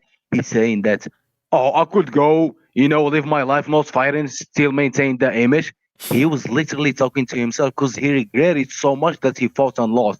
He was literally speaking to himself. I literally saw that. Yeah. I mean, didn't you guys see that? This is supposed to be a guy that lives with no regrets. And no, he totally regretted. And he was like, he literally was speaking to himself, Camp. I'm not even lying. No, I know. Trust me on that. No, I know. And that's the thing. That's why it feels like such a misstep now that he's like trying to fight Sneeko for $1 million. And Sneeko, if he just doesn't take the fight, Sneeko wins. Yeah, because Andrew Tate has completely like ruined his whole image with this like being catty and stuff with Sneeko and being like so bothered by him and stuff. And Sneeko just has to just sit back and just not accept the fight. And he's fine. Or take the money and train, really go to like run a little bit in the ring and make it Tate's gonna win with the point, no knockout, nothing. And Sneeko gonna win from that because they're gonna say, Tate's all that talking and he couldn't even knock out Sneeko. Sneeko could train a little bit to, do a little bit around 1-2, 1-2. Yeah. And he could make the fight to the end. Tate's gonna get tired, But I think even Sneeko knows. A chance to make it even a draw. I think he knows that he's in a winning position right now if he doesn't take the fight. But if he does and he does do the work, whatever, to train and stuff like that, then all he has to do is last 2 rounds and Tate's gonna get gassed out. So, that's all he's got to do. Yeah, and do a little bit of running, and back in a little bit. There is no shame in that in the ring. Mm-hmm. So I think so too. Yeah, I mean, but the thing is, he doesn't have to take it. If he doesn't take it, he wins. If he takes it, and and he does, risk the loss and stuff. But I really don't think it's like fighting a girl. Okay, you beat a girl. Not saying that Sneak was a girl, or whatever, but just saying like the idea of it. If you beat a girl up as a guy, that doesn't give you any points, you know. And, listen, it does. Listen, Camp, you're wrong. It does to Andrew Tate. In his mind, because he beats women before, so that's feed his ego, obviously. Although, guys, the thing about this is like, I'm 45 now, so I'm not part of the whole watching streamers, TikTok brain. I call it TikTok brain. You know what I'm saying? Mm-hmm. Like, what is this? Who watches these people? Like these IRL streamers and all these idiots. Like, what kind of like low frequency degenerate brain do you have to actually think that this is entertaining? You know what I'm saying? The actual guys that Fresh and Fit and all of them claim to be are out there, working, building things, you're being useful to their community and their families. You know what I'm saying? But who is watching clavicular stream? That maybe it's a generational thing. Maybe like all of us guys here, we just have some sense. We were just raised right. I don't know. But what degenerate part of society is watching like these young guys, man? These young guys think that looks maxing really matters, and they think that, I just need to look good, and I just need to fake it to get all these girls, whatever. And it's like, no, you don't need to put chicken cutlets on your shoulders to make your arms look bigger. Okay, you don't need to do that. You don't need to bone smash your jaw, whatever, to make these little minor fractures so you have a strict jawline and all that stuff. Like, no, you just need to, get a little sleep, get a little bit of exercise, eat right and stuff. Eating right is the biggest deal, whatever.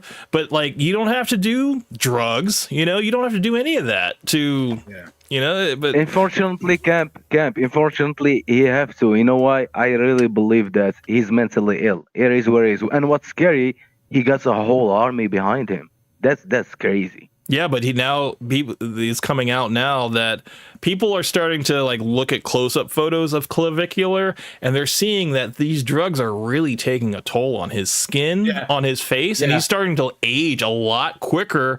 Yeah, and he's not even 21 yet. Can't even get in the club, and he's already looking older than almost everybody that's in the club. He looks like those British chicks. You know how like in Britain these chicks are all getting the surgery. And they're like 20, but look like they're 45, like all the Love Island British chicks. That's how clavicular looks. You know what I'm saying? That's what these hard drugs do, though, man. They suck out all of your youth, man. And he's probably not sleeping. He's probably not eating. He's not getting enough nutrients and stuff. And it's taking a toll on his body. He does steroids too. He says he takes testosterone and steroids. That'll mess you up too.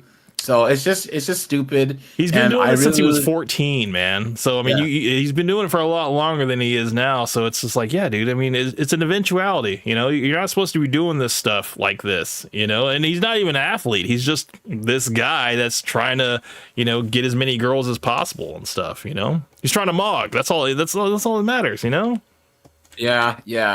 This thing the freshman could have about the money, But the banging 50 chicks, it's like, bro, like, who listens to this crap? Hey, Jay, yes. What's that? So many people, man. And create us a monster, my guy. We was cool with Fresh, man. It's my fault, man. I fucked it all up.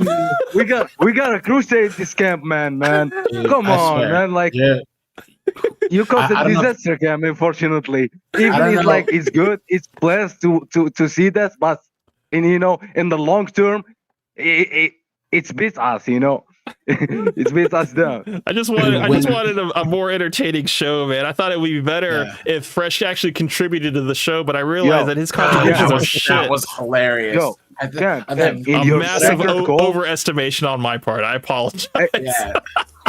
Cam. I've added like 5,000 views to that. It was hilarious. Yeah. Listen, in his second goal, the Camp second goal, I literally can see the fear in Fresh's eyes when he hears your voice. He has the memory of an elephant, bro. He's like, oh God, it's this guy. I didn't even get to say my name, dude. PTSD. No, yeah, it's like he was so good he was so fast to say, get the fuck out of here, get the fuck. And Big Mo, he know what's up. Big Mo knows too. Oh, dude, he had his finger on the button the whole time, dude. The whole time. He was ready. And listen, Myron is happy too. Myron was happy too to drop you off because he was scared too. I can see that. Yeah, people were like, "Hey yo, did Myron pay this guy to come on?" That's what everyone. Dude. That theory is the funniest shit ever. I'm like, dude, Myron didn't even know what was happening, but that's the funny thing that they thought that this has to be a setup. There's no way that this guy is being left on the line for this long and able to troll Fresh for this long, and Myron's sitting here doing nothing. Like, listen, they all said this, but it just didn't happen because Myron was about to get cooked too, right, Scamp?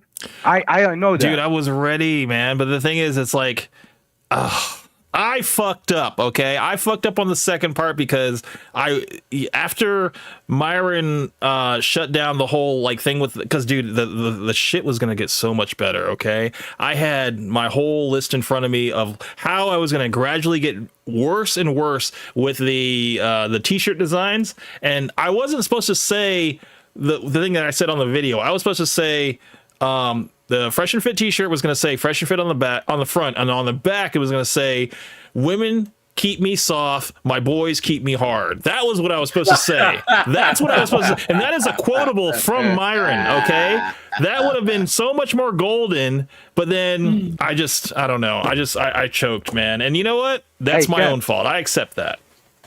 Hey, Camp, I got a theory, and you guys should hear me, because I think Myron, when he met Angie, he probably said, "Listen, woman, you're gonna sign a what they call an NDA or what? NDA, yeah, NDA."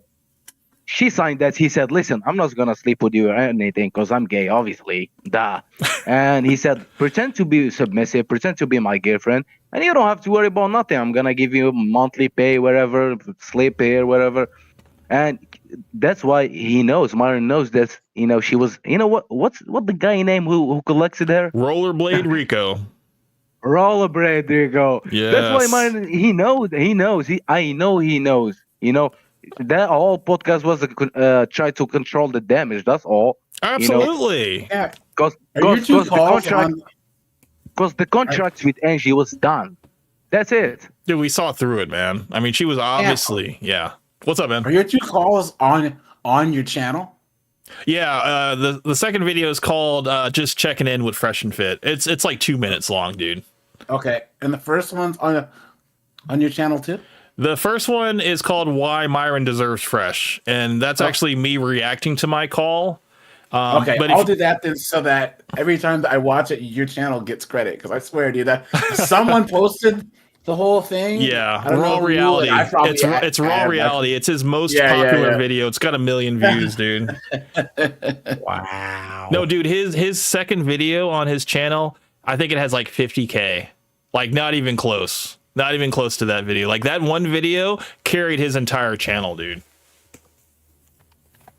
Go to it right now. I'll go to it on stream right now. It's called Raw Reality, and it's the dude had. Let me check it real quick, because I always like to check in because it's always getting comments, dude. Yeah, here it is. Yeah, he's got. Let me check it in. Raw Reality. Yeah, most popular video, dude, and he's got I don't know. Maybe it's like 50K. I don't know. No, he has like it's. Oh shit! This is bringing 5,100 subs. No, it's up here. There's another channel called Raw Reality. It's like some chick, whatever. Let me go to Fresh and Fit. Fresh. There it is. I put it in the Discord, in the side chat here. The Discord, yeah, I got it. Oh yeah, there it is. I see it. Yeah. So. And actually, I'm gonna brag about it on the show. Yeah. So it's at 1 million views. Let's check his channel because I always like to see this. Yeah, he has 5,100 subs. So. Yeah, 55K is his second most popular video. Wow. So yeah, this one is really better than everything else. And yeah, what I was gonna say. So yeah, I always like to go to the video and see the new comments. I'm gonna brag about it on the show. Nobody knows. Let's just pause it real quick. So let's go to newest. Fresh should change his name to FAS, fetal alcohol syndrome. I can give it. I can give it to you on Twitter. Went over heads crazy, bro. You know why I said I can give it? I can give it to you Twitter because the book was only like 3 pages long, so I could probably tweet it. That's how short it was. Like that was actually a really gold line. I'm glad this person just said that like a day ago. That's fucking. I love how people are still piecing shit together. There's so much compact comedy in this like 17-minute clip. That's wild how much hate Fresh gets, bro. Come on. Oh, it came from none and grew his relationship with Myron into a successful podcast. Motherfuckers calling and do this. Yeah, people are still they still ride for Fresh and Fit. They're like, dude, this is the worst. Like, this is the worst trolling I've ever seen. And, you know, like I laugh at all of this stuff, and I make sure I upvote everything that is said, whether it is against me or against Fresh or Fit, because it's like, dude, it's like this stuff is still going even like a year later, man. I love it, dude. And just seeing people that are like, every time they're just now finding Fresh and Fit, this video comes up more than like anything that Fresh and Fit puts on their channel now, because they get such low views anyway. But yeah, this million video whatever comes out, and people are always like, dude, this guy roasted Fresh. Like, I've never seen a token so clearly one-shotted in my life. Dude, I love it. I can read this shit all day. It's just like, it's so much entertainment for me, man. Just perfectly summed up what everyone's thinking. And then when you said put a mannequin, put the black trash bag. Bro, that was literally off the top. I was gonna say that, man. That was off the top. Dude. I was gonna say that. I gotta dip, guys. Thanks, Camp. All right, buddy. Take care, man. Night, guys. Take it easy, man. Care. Have a good night, man.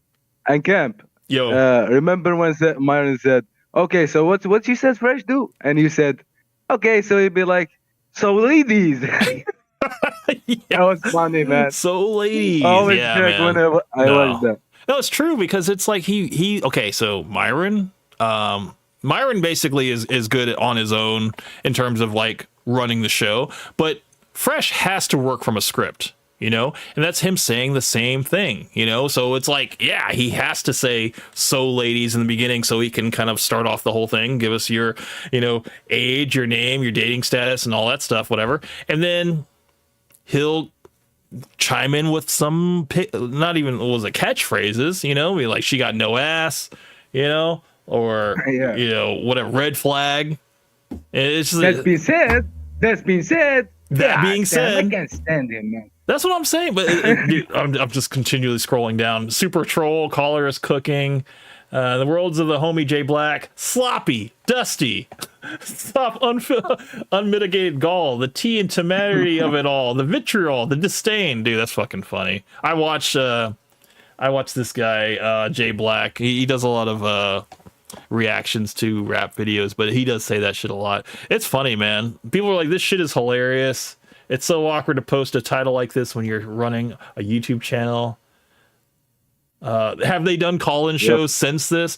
Yeah, they have, but I think after that last one, they're kind of done, dude. They're not doing them anymore. They're just like, dude, this is too much gold, dude. Well, yeah, and Camp, did you realize?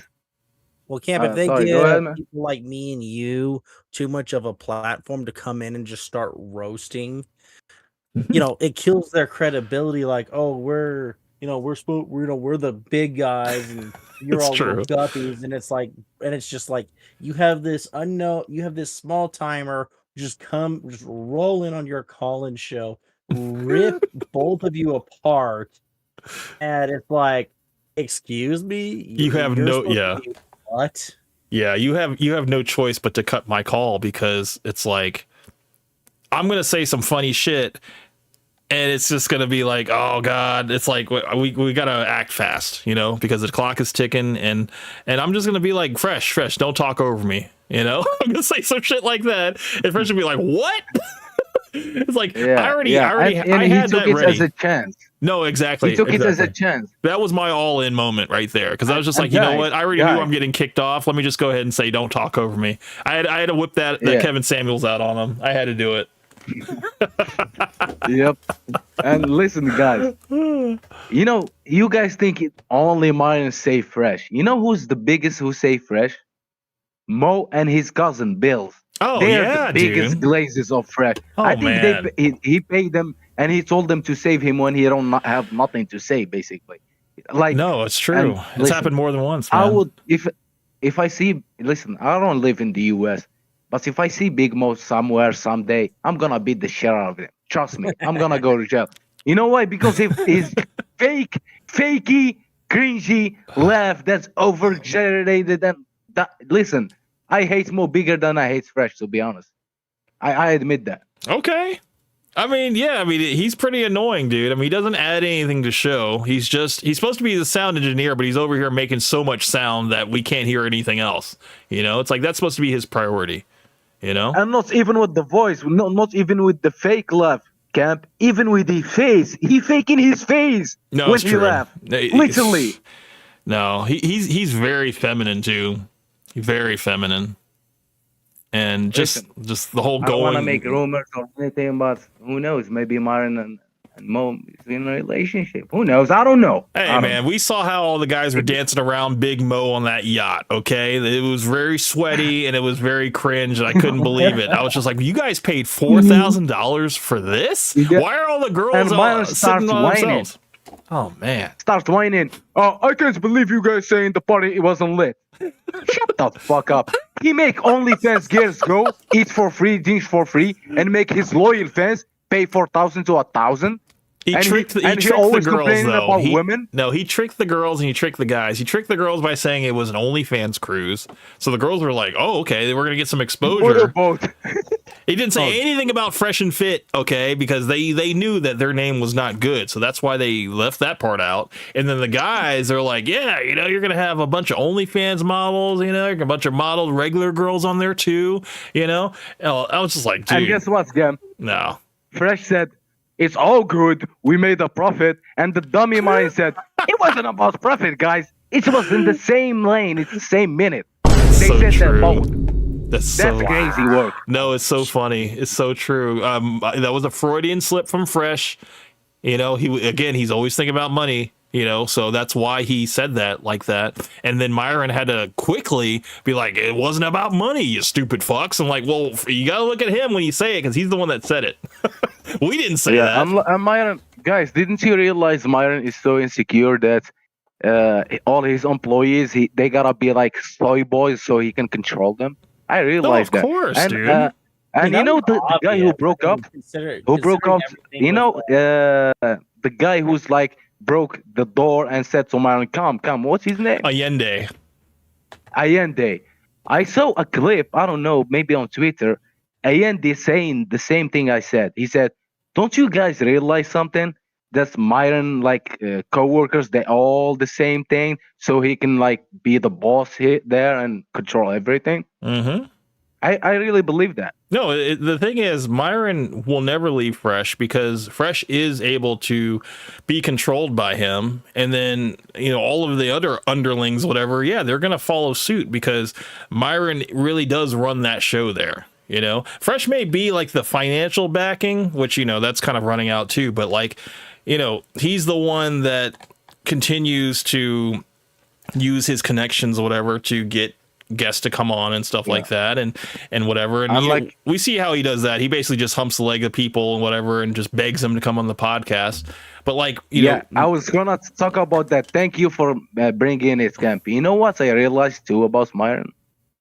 When the guests come to his show, he's happy as fuck, boy.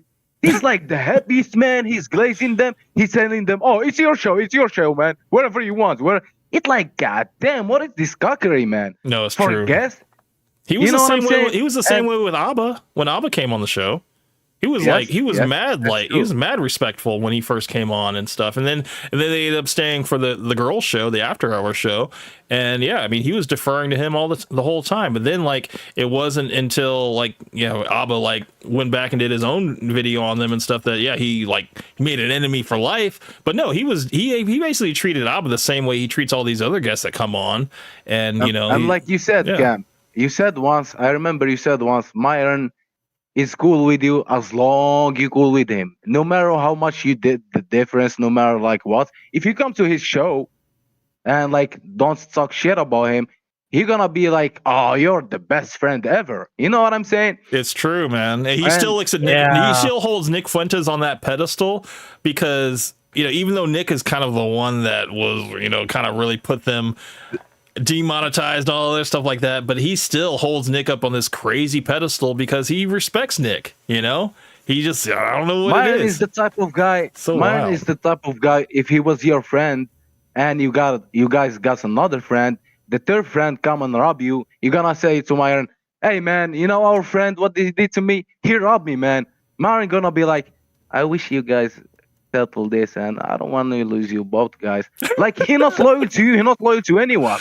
No, literally. No, And you know that what? was very You know that what's was gonna- evidence between Sneeko and Andrew Tate most recently. Yeah, That's the that most was recent. eye-opening. Yeah, because he was like, "Look, we're gonna settle this. We're gonna settle this off stream." Yeah. You know, That's the final straw of like, because he grieves in the loyalty shit, guys. He always about like, oh, loyal my ass. He's not loyal to anyone. Maybe for his daddy Tate, I give you that. For his daddy Tate, he's loyal.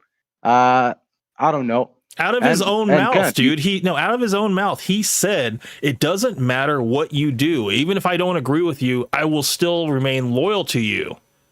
So that means it doesn't matter what you do. You could have sex trafficked a bunch of women, you know? You could have, abused them. You could have done a lot of stuff. You could have scammed a bunch of men, in the beginning to make your millions, whatever. It doesn't matter what you do.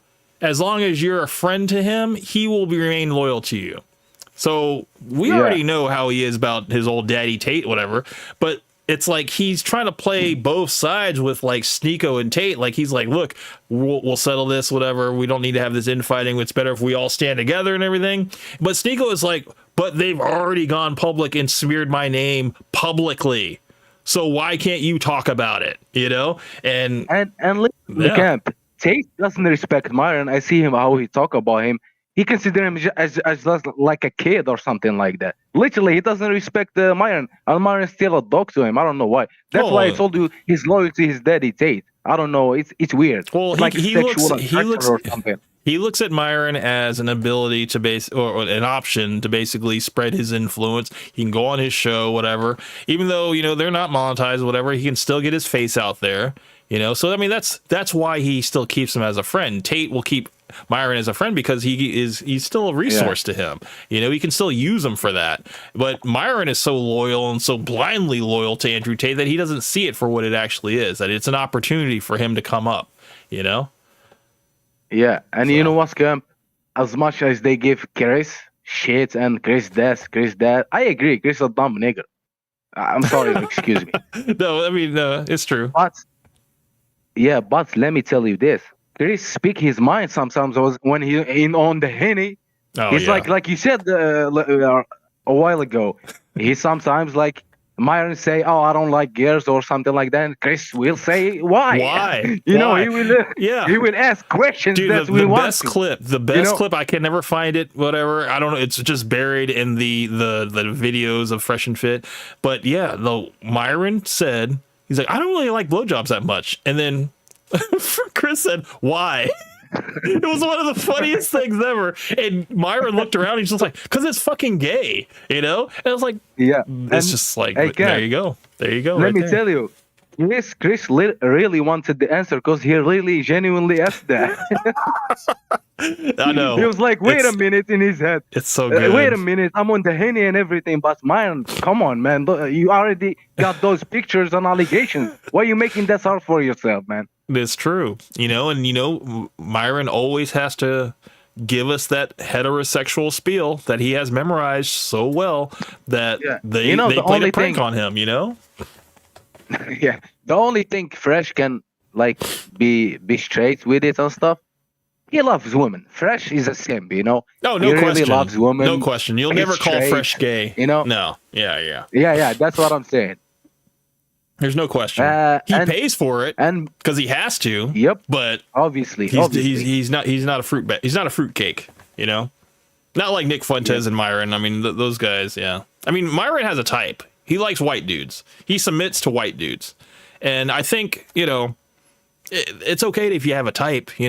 But I mean, all the evidence is out there.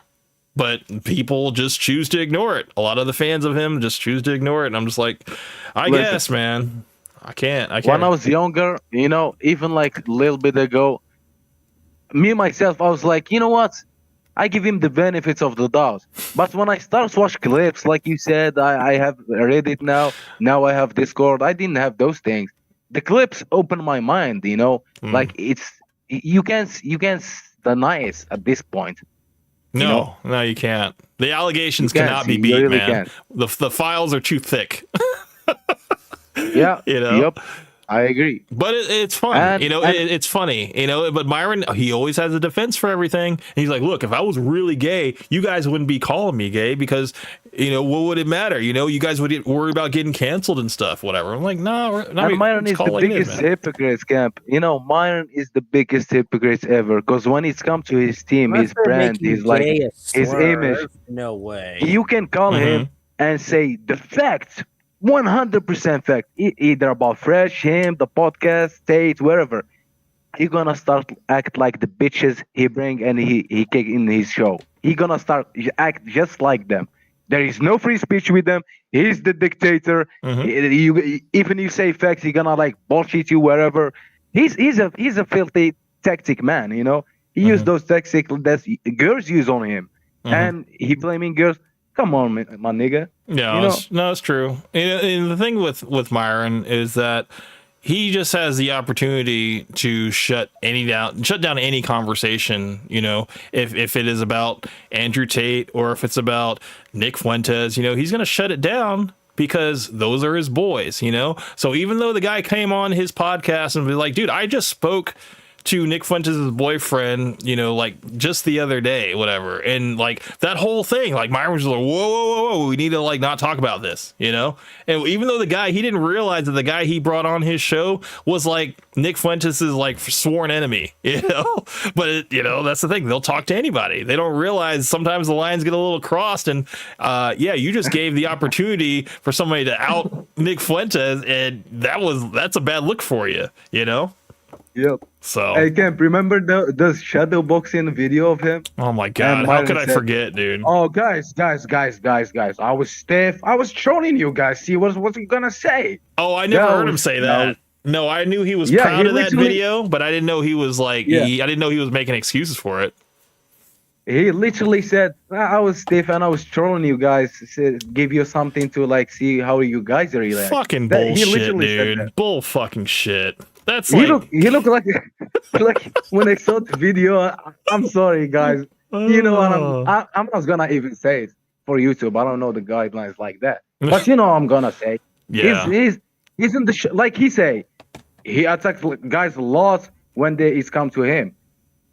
Yeah. He been riding the short bus to school. I think that's who knows. I don't know. Myron is socially awkward, man, and you know the fact that he's able to garner so much attention is by being outlandish and by rage baiting online and by creating controversy. It's content by controversy, and they have to continue to push the envelope because there's no other way for him to stay relevant. Nobody looks to him for advice. You know, they have to like act like they're the arbiters of truth, and you know we're the ones, you know, exposing this and exposing that, and you know because I used to work for HSI and you know like I have this detailed background and everything like that, and I was like, dude, but you know, you know Nietzsche, nothing. you know Nietzsche camp, Nietzsche. Yes, yeah, I'm familiar. The philosopher.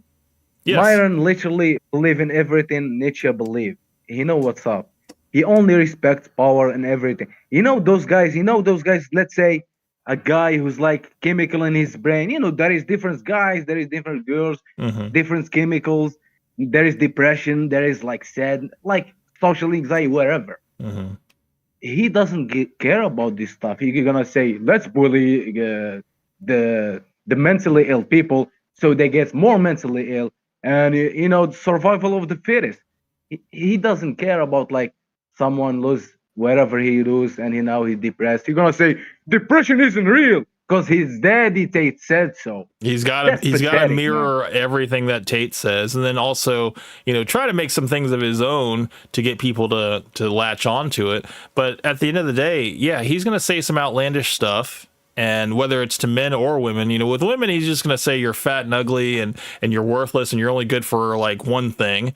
And with men, you know, he's going to be like, yeah, you know, if you don't agree with me, then you're an incel or you're a blue pill simp, you know, and you're a soy boy, whatever. You're a soy boy. Yeah. He's just going to result to like name calling and stuff like that. So it's like, I don't know. Yeah. I don't know how people get value out of any of this. You know what? It's just you wild. know what I just remembered? You know what I just remember, my friend? What's up? When they do the pickup, you know when the girl's gonna pick up Fresh as she's the guy and Fresh is the girl? Freshina, yes. You know, sometimes the ladies will say, okay, now, Myron, show us how you will do it. And, you know, Myron gonna say, oh, we did this a million times, guy. We did that a million times. He doesn't have game. He's socially awkward, like you said. His line, because I know this, because he said it on stream. His line to women when he's in the club, he's like, "Wow, you're almost as cute as me." That's an ugly guy saying that's crazy, man. As ugly as him saying that's crazy, nasty work, man. Yeah, man. I mean, I will be ashamed if I do that. Come on, man. It's We gotta know sassy. our limits, guys. It's a percentage of sassiness to it, you know. It's almost kind of like a gay dude walking up to a chick saying that. Thank you. You know. I swear to you, I swear I thought the same thing. It's like a gay dude talking like. Yeah, you're almost as cute as me. I don't know. It just doesn't sound like a straight man would something a straight man would say. You know. No. And listen, if you're straight, you look good. Go ahead, it will work wherever. But Myron, listen, let me tell you this, Camp. If Myron wasn't 6'4" tall, he would literally be in the poverty, like he said to women. He said to women, if I take your brain to a man's brain, you'll be in poverty. If I take his height to like some average height, he will literally be him in the poverty. I tell you this, you ain't gotta believe me, but I really believe that's not even his line, dude. That he stole that from Saint the Sinner, because Saint the Sinner came on the show and said that, and he said that some. He's like, oh, that's good. I'm writing that down or whatever. So yeah, he kind of claimed that as his own. Saint and the Sinner is the biggest snake and the biggest goofy and the biggest narcissist in the internet too. Destiny literally exposed him, and Destiny's fans expose him. It's like pathetic. Dude, pathetic, man. I gotta cover Satan the Sinner one of these days. I've been meaning to get to it, but I mean, I don't know. I get bogged down with like all these other current topics, and I always kind of push Satan the Sinner back on the background. I mean, I kind of already had that whole little Satan Sinner song that they did a while back on Reddit that I thought was, you know, it was funny at the time, because, you know, he's a little sus too in his ways. And but no, I think eventually that will come down the pipeline. We'll eventually cover him. But yeah, it just seems like, yeah, Saint the Sinner is just amongst a mini group of scammers that they brought on fresh and fit. And it's like, you know, it's like scammers will help out other scammers, man. It's like, you just got to see it for what it is. And it's just look at it as entertainment, you know. It's not even good entertainment anymore. It's unwatchable at this point, but you know, the clips are fine. Sneeko was a bigger scammer than Saint Sinner. Or am I thinking of somebody else? I mean, Sneeko didn't really sell anything though. In my opinion, he hasn't really, I mean, he flip-flopped a lot. He had a lot of point of views that changed over time. There were people that were following him when he was during his little creative phase and stuff, and he almost kind of went back into it until he got mixed up with the red pill again, you know. But in terms of like his personality and everything like that, yeah, I don't know how people will follow him for like what he believes in and stuff, because he was just caught eating like pork ribs the other day on stream and he didn't realize it. I was like, how do you not realize that shit? You Uber Eats it and you didn't realize you were eating pork ribs? You're like, oh shit, I forgot I was a Muslim. Like, what the hell? How does that happen? That didn't happen. Well, he thought they were beef ribs, but I'm just like, you got to know the difference. You know, those are baby back ribs, okay? Yeah, that was weird. I don't know what to believe. Is he a real Muslim? I would like to believe that, because like he's better than those all goofies. You can say everything about him. Maybe I agree, but he's the better man in my opinion with those goofies. Well, I mean, out of the whole Andrew Tate thing, I mean, I kind of already mentioned it already, but I mean, I think if he just doesn't take the fight with Andrew Tate and just kind of like just let Tate just kind of try to fight somebody else, whatever, and then he has to end up losing to that person or whatever, because he was originally supposed to face KSI. Okay. And then after KSI was supposed to be Jake Paul, you know, but then Jake Paul will literally murder him if he fights him. Jake Paul will literally catch a murder. So, you know, I mean, what do? You know, it's like he has to gun for Sneeko because to him, that's the easy target, you know? There's a little bit of a story there, you know? So he's just like, yeah. At first, it wasn't even $1 million. It was like $500K. But now they're getting desperate. And, you know, Sneeko's just like, look, I don't need to take this fight because he doesn't have anything to gain from it, you know? And if anything, Andrew Tate has anything to gain from it. I don't even think it's about the money at this point. It's just about his what's it called? Relevance, you know? Yeah. To say he finally gets a win, whether it's an easy win or not, he'll take it at this point. Yep, I agree with that. Yeah. I agree with that. But that's ridiculous. I mean, it's the thing, man. It's like, you know, the internet is forever, but people's career on the internet is not forever. Unfortunately, it goes through ebbs and flows. And if you make too many mistakes and, I don't know, get arrested or, you know, you lose a little bit of relevance, yeah, it's going to be tough for you to gain it back, you know? So what are you going to do? You're going to try to do some crazy stuff to be in certain situations for people to start talking about you again, you know, or you try to do some great things for people to remember who you were again and stuff, you know? But I don't know. I don't think Andrew Tate's going about it the right way, man. I think he's taken the easy way. You know, he's like, let me just see if he'll take this little $1 million, whatever, take this fight, whatever. That way I can, you know, reclaim my status as a winner and not just a guy that tried, you know? I camp. What's up?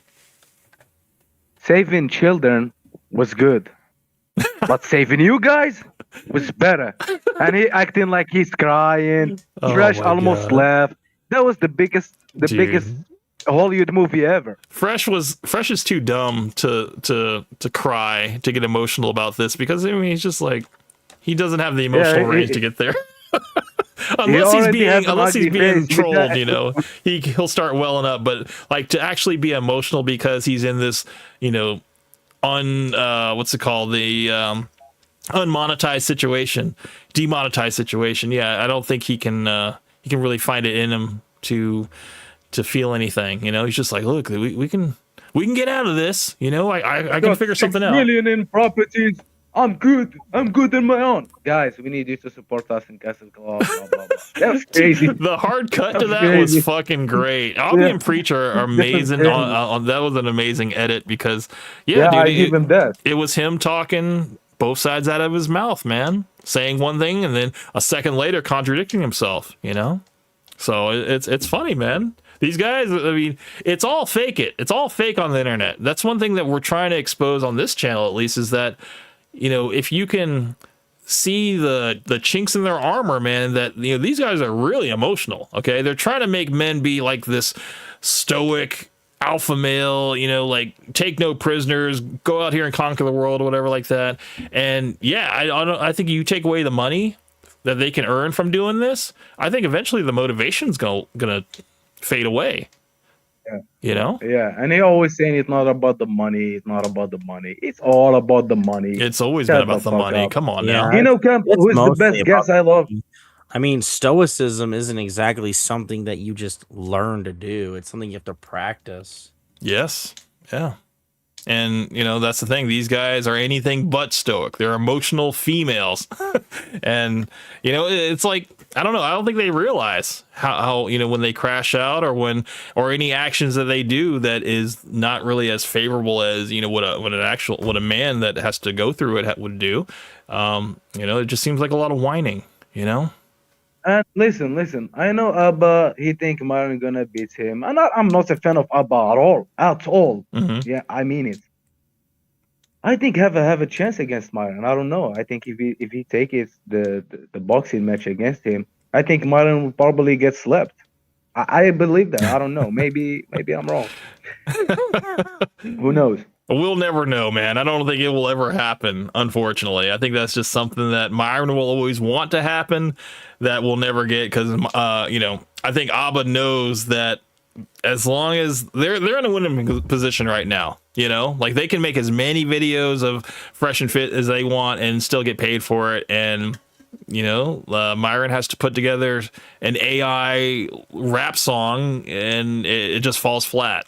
And he did it all for free. So, did you guys see that again? Again, right? Did you see that? That crash?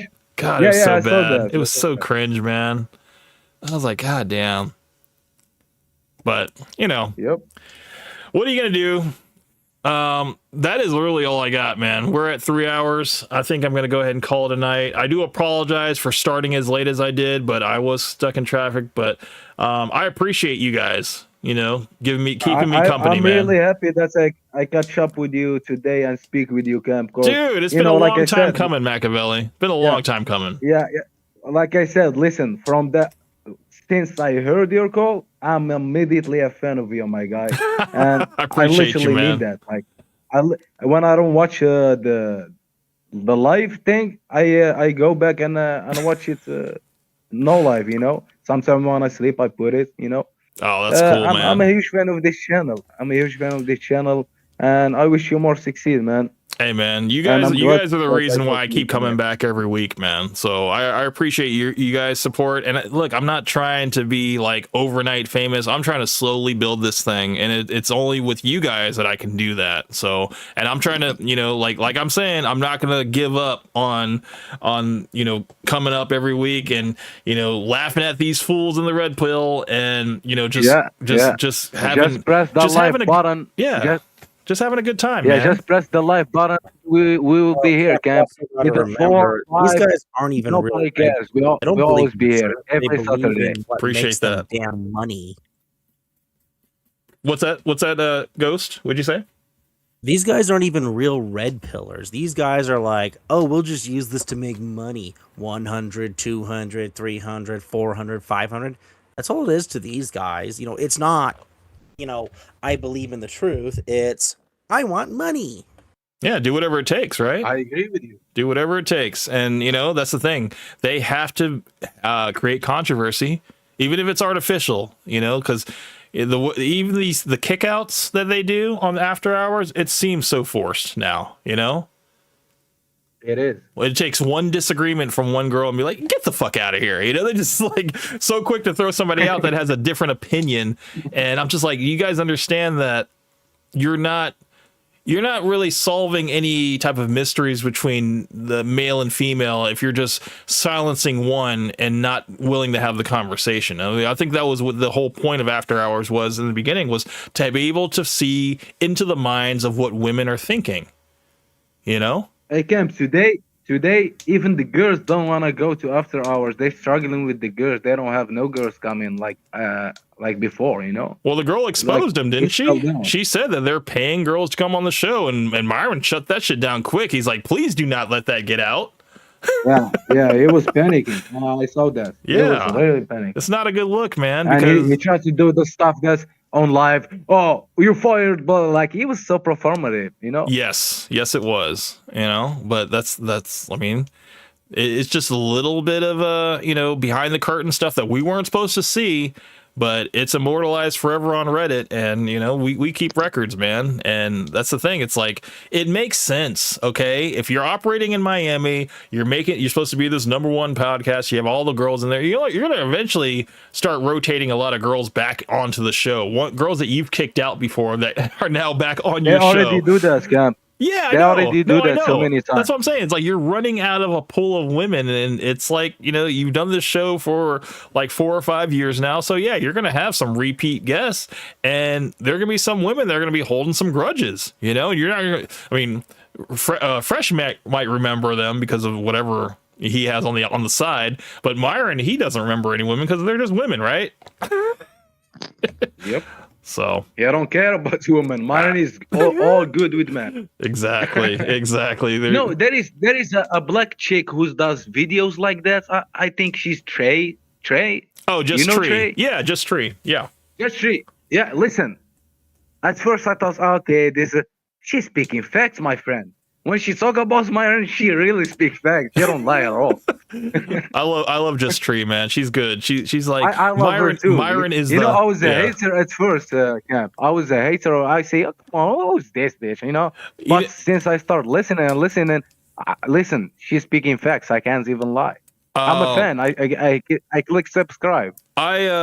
I first knew about Tree when the Daisy saga was going on, because that's when she first kind of came on my radar, because she was one of the first people to talk to Daisy on the stream with Destiny.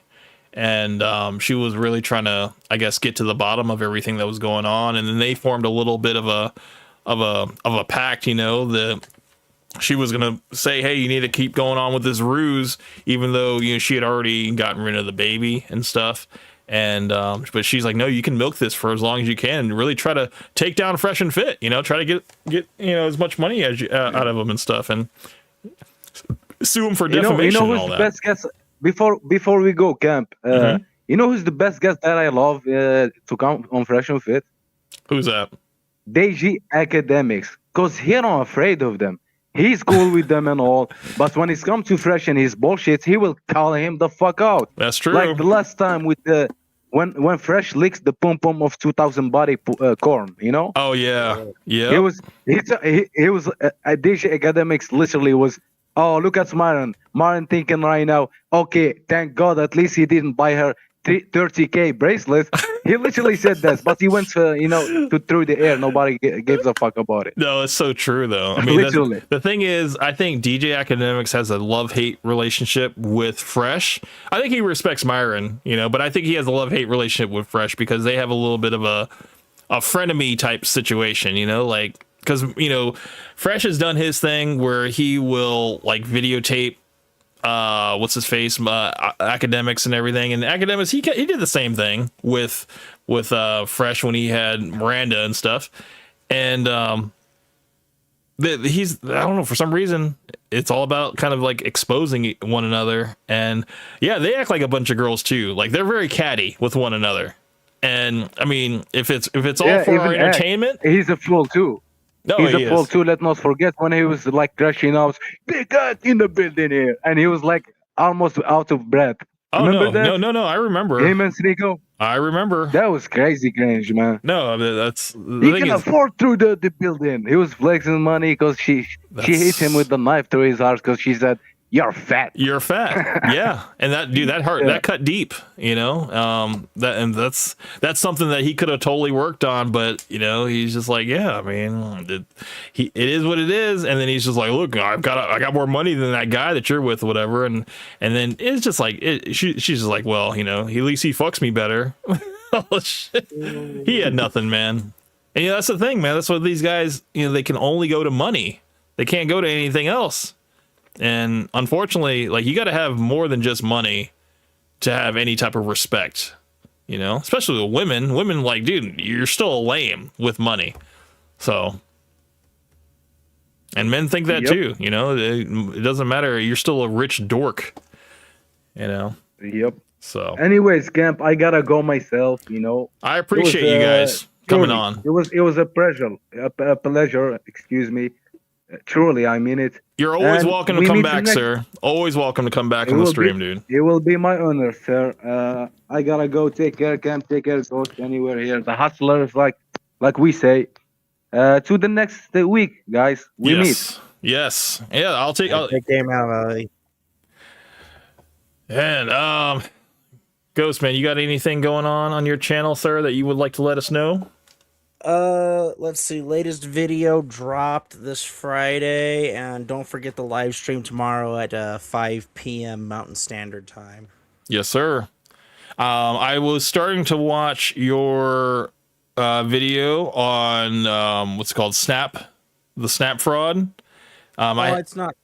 Yeah, well, it's not just about Snap fraud, but it. I haven't finished it. Yeah, I haven't finished. I started watching it, but then I was actually watching it on my way to work, and I didn't get a chance to finish it. But I want to finish it, and then I'll leave a comment on it. But no, I definitely want to shout you out, man. I appreciate you coming out on the channel and, you know, keeping me company here. And, you know, I think there was something you were supposed to give me the origin, actually, about Valentine's Day. Oh, that. If we can do that real quick if you want. Yeah, if you don't mind. Well, to make it short, it started out as a festival known as Lupercalia in the days of Rome, and it was, it was the standard, fertility festival where you would do certain kinds of rituals to promote the happy, fertility kind of thing. Okay. Then over time, when Christianity came about, this is where you get Saint Valentine. Because a lot of people forget that when you see ST in front of any sort of holiday, it stands for saint. Mm-hmm. I don't know how many people forgot that, but I think a lot of people have. But Saint Valentine was a monk who knew about pagan rituals, and he actually wrote, I think, a couple of manuscripts, from if I remember correctly, about it. But he changed it from fertility to courtly love, like a knight in shining armor protecting his lady, and his affection that eventually grows into a loving relationship kind of loving relationship, basically. Okay. So from there, it just kind of stayed that way, where you see it in a couple of movies like Knight's Tale or the Tudor series, where he presents the lance and asks the lady for her favor. That is the courtly love, or the chivalric love, if you will, of things. And then, you do where time moves forward, and a lot of Puritans didn't like certain holidays like that. For Halloween and a couple others, they didn't like celebrating them. And eventually, when you had Orthodox and other Christians come over, that's when you actually see Americans presenting more of these patron saint holidays. So there's Christmas, Saint Nicholas, Saint Patrick, it's all of these things. And all of these holidays kind of have that same kind of motif, except for Christmas, you actually have Yule as the base, and then for Halloween, All Hallows Eve. But back to Valentine's, eventually it was rebranded, as you said, towards, the consumer market, where you're buying cards, you're buying flowers, you're going out on those Valentine's dates where they want to charge you like 20% extra for a meal that tastes the same. Yeah. A preset menu, if you will. Yeah. Yeah, so that's basically the whole origin in a nutshell. I have a video that isn't as good as my current ones where I talk about this, but I did butcher the name Lupercalia. I mean, it's very interesting just how the evolution of, providing tidings and stuff like that, like you said, throughout history, in order to pursue like a courtship, and now it still kind of boils down to that. You're still providing some type of tidings, if it's not flowers and candies and dates and stuff like that. You're doing a good gesture in order to earn you good standing with whoever you're trying to, pursue a relationship with. And I mean, I think I don't know. It's very performative in terms of like, when you're just like boyfriend and girlfriend, or maybe even in the talking stage. But I think, when you're married and stuff, like, it's just kind of, it's not even like an obligation. It's just something that, you want to do, and it's like, I don't know. It just seems like it's more suited towards people that are married, because it's like, it's genuine there. Whereas like with when you're boyfriend and girlfriend, maybe it is genuine to a certain degree, but for the most part, it's like, no, I'm trying to go all out. I'm trying to go balls out the wall. I'm trying to actually compete with other couples and stuff and try to be like the best, you know, try to have my girl win Valentine's Day and have like the best Instagram and all this stuff. And it just becomes like a kind of a contest, you know? Because I'm seeing it everywhere. I'm seeing it everywhere on Instagram. People are like flexing what they're getting for Valentine's Day.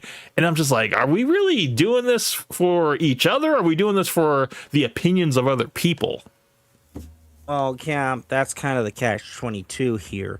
Because originally it was a day to celebrate your love in a more knightly context. And if you want to go back further, it was a festival of hoping to spread fertility. Nowadays, it's who can go to Chris Ruth's or the fanciest place you got in town. Or in other cases, it's, you know, who got the nicer roses, who got the fattest strawberries. Yeah. You know, it's just commercializing, but it's also twisting the idea of the holiday even worse. Yeah. And then you got the girls, the single girls, going out on Galentine's Day trying to be a part of it too, you know? Well, that's cope, Camp. That is cope. Thank you. I'm so glad you said that, because it literally, it's like they don't want to miss out on the holiday. They want to be included too. And they also want to get their photos, you know? They got to have their moments so they can have their moment too, because they don't want to be left out. Because I think to a woman, it's like they don't want to feel like a loser on Valentine's Day. So like they're like, no, I got some pictures too. You know, I had some experience as well. So I think that it is kind of a cope in a way, but I think it's also, I mean, that's just in the simplest form. It is a cope. Well, Camp, it's major cope because realistically, if you're a woman who can't attract a man, you know, what does that say about you? I mean, granted, nowadays for most women, you have to deal with the players and everybody else. I mean, that's what they want. They want the players. Well, society tells them they want the players. I've been meaning to make a video about that. But if you actually go back down to biology, what do women want most? They want the male that will be able to provide the most. Yeah. And, you know, when you go through timeline, what did that mean? If you're talking about hunter-gatherers, the most successful hunter. Right. And then when you move up to a certain degree, I mean, a farmer was at one point one of the best things you could marry, because that meant as long as the harvest was good, you got fed. Yeah. You had that type of security, at least. You didn't have to worry about that. And then eventually when you would move up to, you know, landowners and kings and stuff, you know, that's when you actually see like dukes having a ton of mistresses, kings having a ton of mistresses, burgomasters and all that, you know, them having the pick of the litter of the most attractive women. Why? Because they had land, they had money, they had resources. If you boil it down to pure biology, it's resource.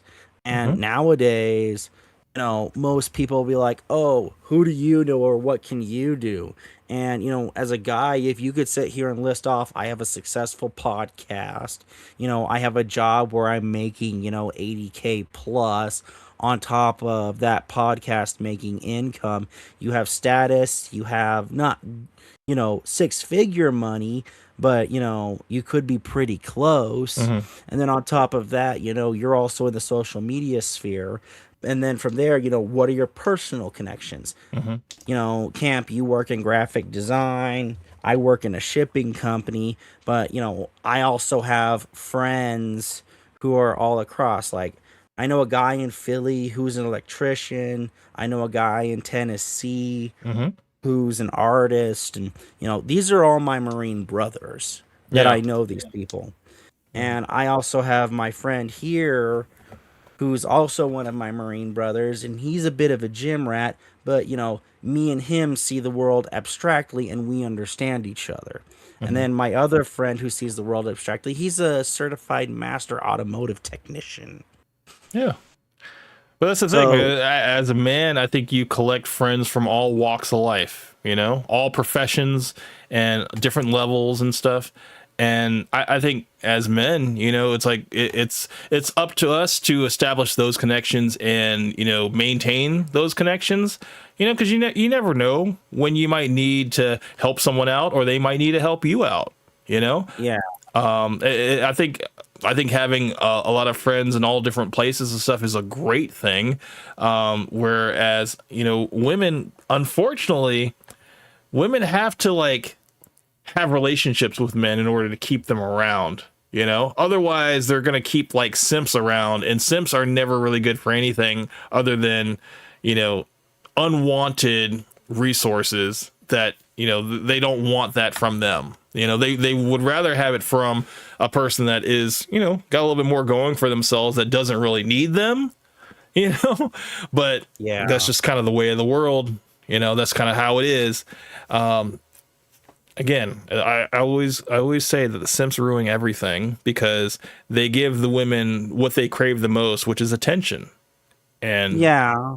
Well, I mean, Camp, we went from people who you dated in your local community, or if you went off to college and you met some girl from Texas, that might have worked out. Nowadays with social media, you can connect across wherever, and I mean, the attention and validation is global now. You can get it from anybody. Yeah. You have 6,000 replies in DMs and stuff. So yeah, it can go to your head, I would think. I need to find that video and send it to you where there's a woman on this thing where they're talking about, what is realistic.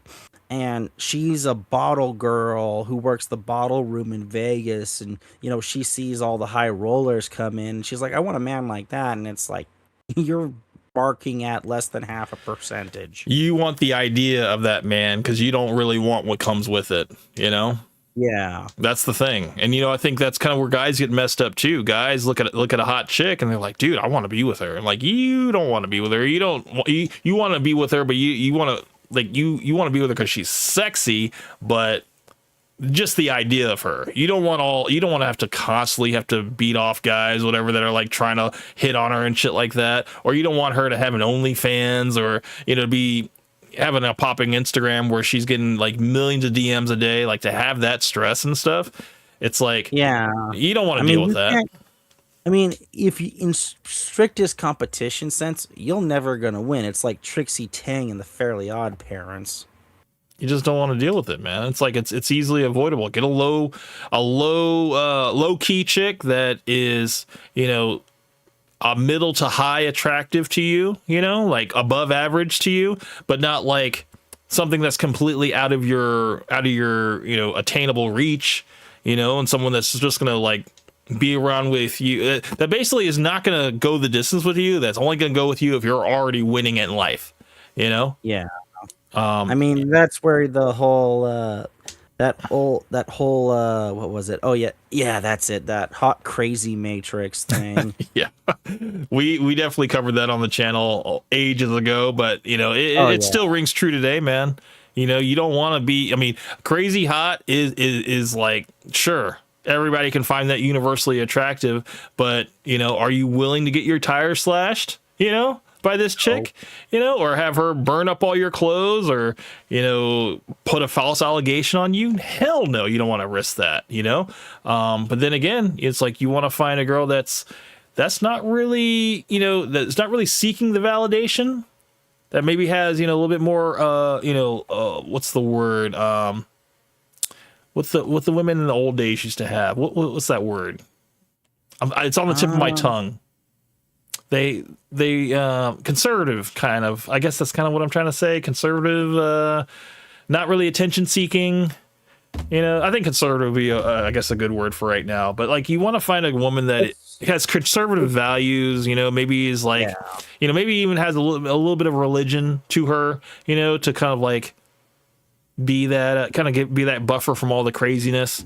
And maybe she's the mama bear of her friend group, you know. She's like trying to, you know, keep people out of trouble and stuff like that. Yeah, a goody good, you know, a goody girl. Maybe a girl that's kind of like sheltered a little bit, hasn't really seen the world, you know. So I don't know. I know it's tough because, you know, all the hot girls are on Instagram, and you know they command all this, the constant DMs to, hey, you want to get flown out to Dubai, right? Or you want to come get flown out to this yacht? And it's like the girls that are gonna be popping like that are gonna be the first ones you see, and the ones that are, you know, probably a little bit maybe more long term for you, they have private Instagrams. They literally just post pictures for themselves and for their family and close friends and stuff like that. You know, they're not out there like what you find. Yeah, but I mean that's the thing. It's like I can't give advice on finding the one that will keep your heart safe for the rest of your life. Okay, you just got to get lucky. You got to be at the right place at the right time, and you know, you got to sort through all the bullshit, you know, and possibly not look in the wrong places. You know, don't go to bars, try to find the wife. Don't go on dating apps to try to find the wife. You know, it's like try the library. Sure, you know, because you know that's the thing. If you do that, if you go to places that are not like hookup spots, you know, you might find a good girl. You know, I've always said you could find a good girl probably in church. You probably find a good girl at the supermarket, health food market, whatever. You know, just walking in the park, exercising and stuff. I'm not saying, you know, come up to a girl while she's exercising. That's creepy, you know, but actually that depends on how attractive you are. Sure. But then again, if if she's like third set in her yoga routine, I mean that's just rude. I'm not gonna lie. I mean, headphones is the big thing. Like, okay, don't go bother her while she's listening to her music and stuff like that. You know, that's probably a little bit. You're gonna come off as annoying, you know, immediately. So, but I don't know, man. Like, I'm not here to try to coach guys on how to, you know, find their one and only. I can only just say that I'm thankful for, you know, not having to, you know, to basically take a risk. I took a risk in life. Okay. I took a risk in life. I found, you know, my wife and stuff like that, but she wasn't like, that wasn't intentional. You know, it was just right place, right time. And, you know, it's there's not a blueprint to it, you know? There never will be. There never will be. But there's going to be people online selling you the blueprint, and you guys got to be smart to not buy that shit. Oh, yeah. You know? I mean, if you're listening to the Tape Brothers or you're listening to Fresh and Fit, you're, you know, if you're in like a major party city, you might get some mild success, but it's not going to be like you're beating them off of you. Mm-hmm. I mean, from what I know of women's psychology, the best thing you can do to really get under a woman's skin that knows she's attractive is just to flat out ignore her. Yeah. And then wait for her to come to you. That will get her. That will make you stand out than all the other simps that are out here, you know, giving her all the validation that she's been craving. You know. Yep. And that's why I do. I mean, at least that's one thing that I say. I say you got to act like you don't care. You know. And I know that's hard. It's Camp. It's not that you gotta not care. It's you literally have to not care. Yeah. I mean, yeah. I guess for some guys in the beginning, they have to act like they don't care. But no, you're absolutely right. You truly have to not care, because it's when you put that kind of like desperation. Women can smell desperation. Let's just say it like that. Women can smell when a man is desperate, or when a man's thirsty, or when a man is being performative to like act like he doesn't like you, playing hard to get or whatever, or you know, or for guys like gonna try to neg a girl and stuff like that, like try to, you know, insult her a little bit. Girls know all this stuff because they've been approached with it a million times, you know. So it's like there's nothing new that they have not seen. But the guys that kind of act like they're not there, then yeah, they're gonna start trying to maybe seek your validation, you know. And if a woman is coming up to you, then maybe she's curious about you, and you know, maybe you intrigued her a little bit, and that puts you in a better standing than a guy that's coming up to her, you know? Yeah. So yeah. I mean, there's also the guy who, if you know what you're doing and you can friend zone a woman pretty hard, that'll drive him crazy too. Yeah, because they're trying to prove themselves. Like, no, I'm the best. I'm the best out of all your girlfriends that you have, whatever. And no, you should really give me a chance. So yeah, no, absolutely. It's that whole reverse psychology, man. Have them play right into your hand. But you've got to know how to do that one. Oh, absolutely. Or you literally have to mean it. Yeah. Yeah, I mean, I'm not going to lie and say that there's not a little bit of a mind manipulation that has to take place, you know, but I mean, I don't know. I think some guys, you know, they really have to figure out what they're looking for, and you know, just also know what the red flags are, you know, and have standards for themselves, because you know, we only live this life once, okay? So if you can avoid a situation where you could potentially lose your life, or you know, get a disease, or you know, I don't know, be ruined for the rest of your life because you know she's this hot chick, but no, then she's gonna slap you with a charge, whatever. It's like, you know, it's not worth it, man. It's not worth it at all. Yeah. So, all right. Have a good night, Camp. I need to get to bed. Yes, sir. Appreciate you coming out, man. Thank you. Thank you. And everybody go check out Tea and Toast with Ghost. This guy, you're going live tomorrow night, right?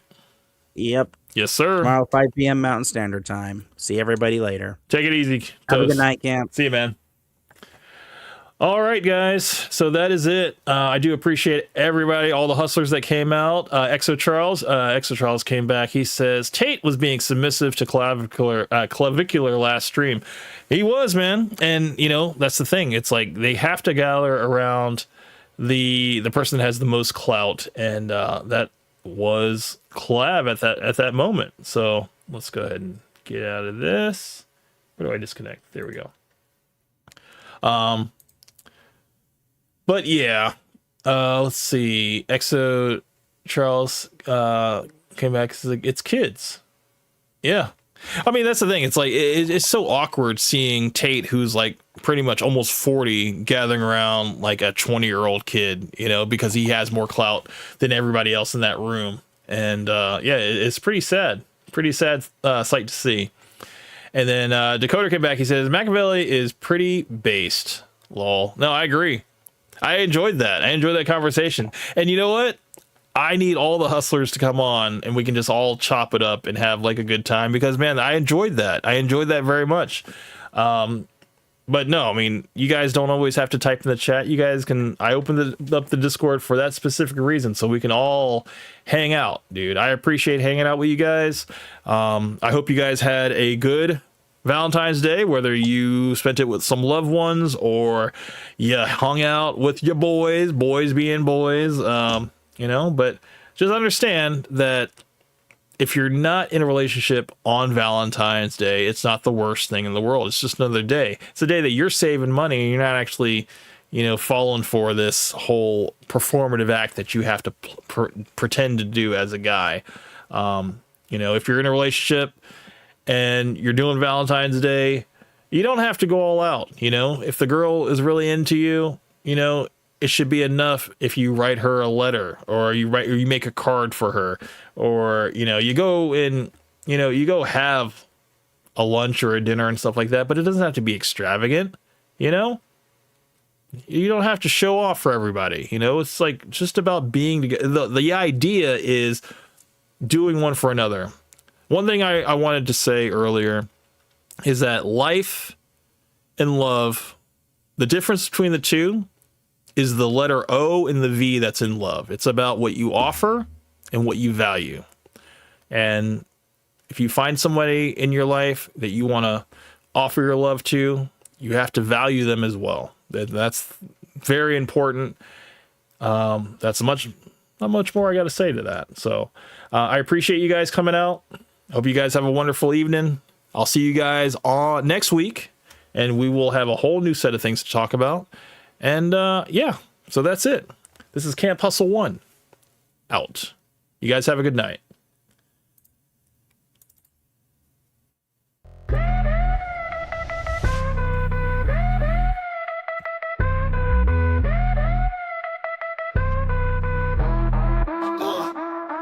Camp Hustle 1, squad moves like a freight train. Streaming live Saturdays, no need for a campaign. Cook Benny in the chat, spitting heat uncontained. Haters lurking in the shadows, they ain't good for this terrain. Covers dropping gems, wisdom sharper than a blade. XO Charles in the mix, got the whole game amazed. Taking souls for free, no invoice, no delays.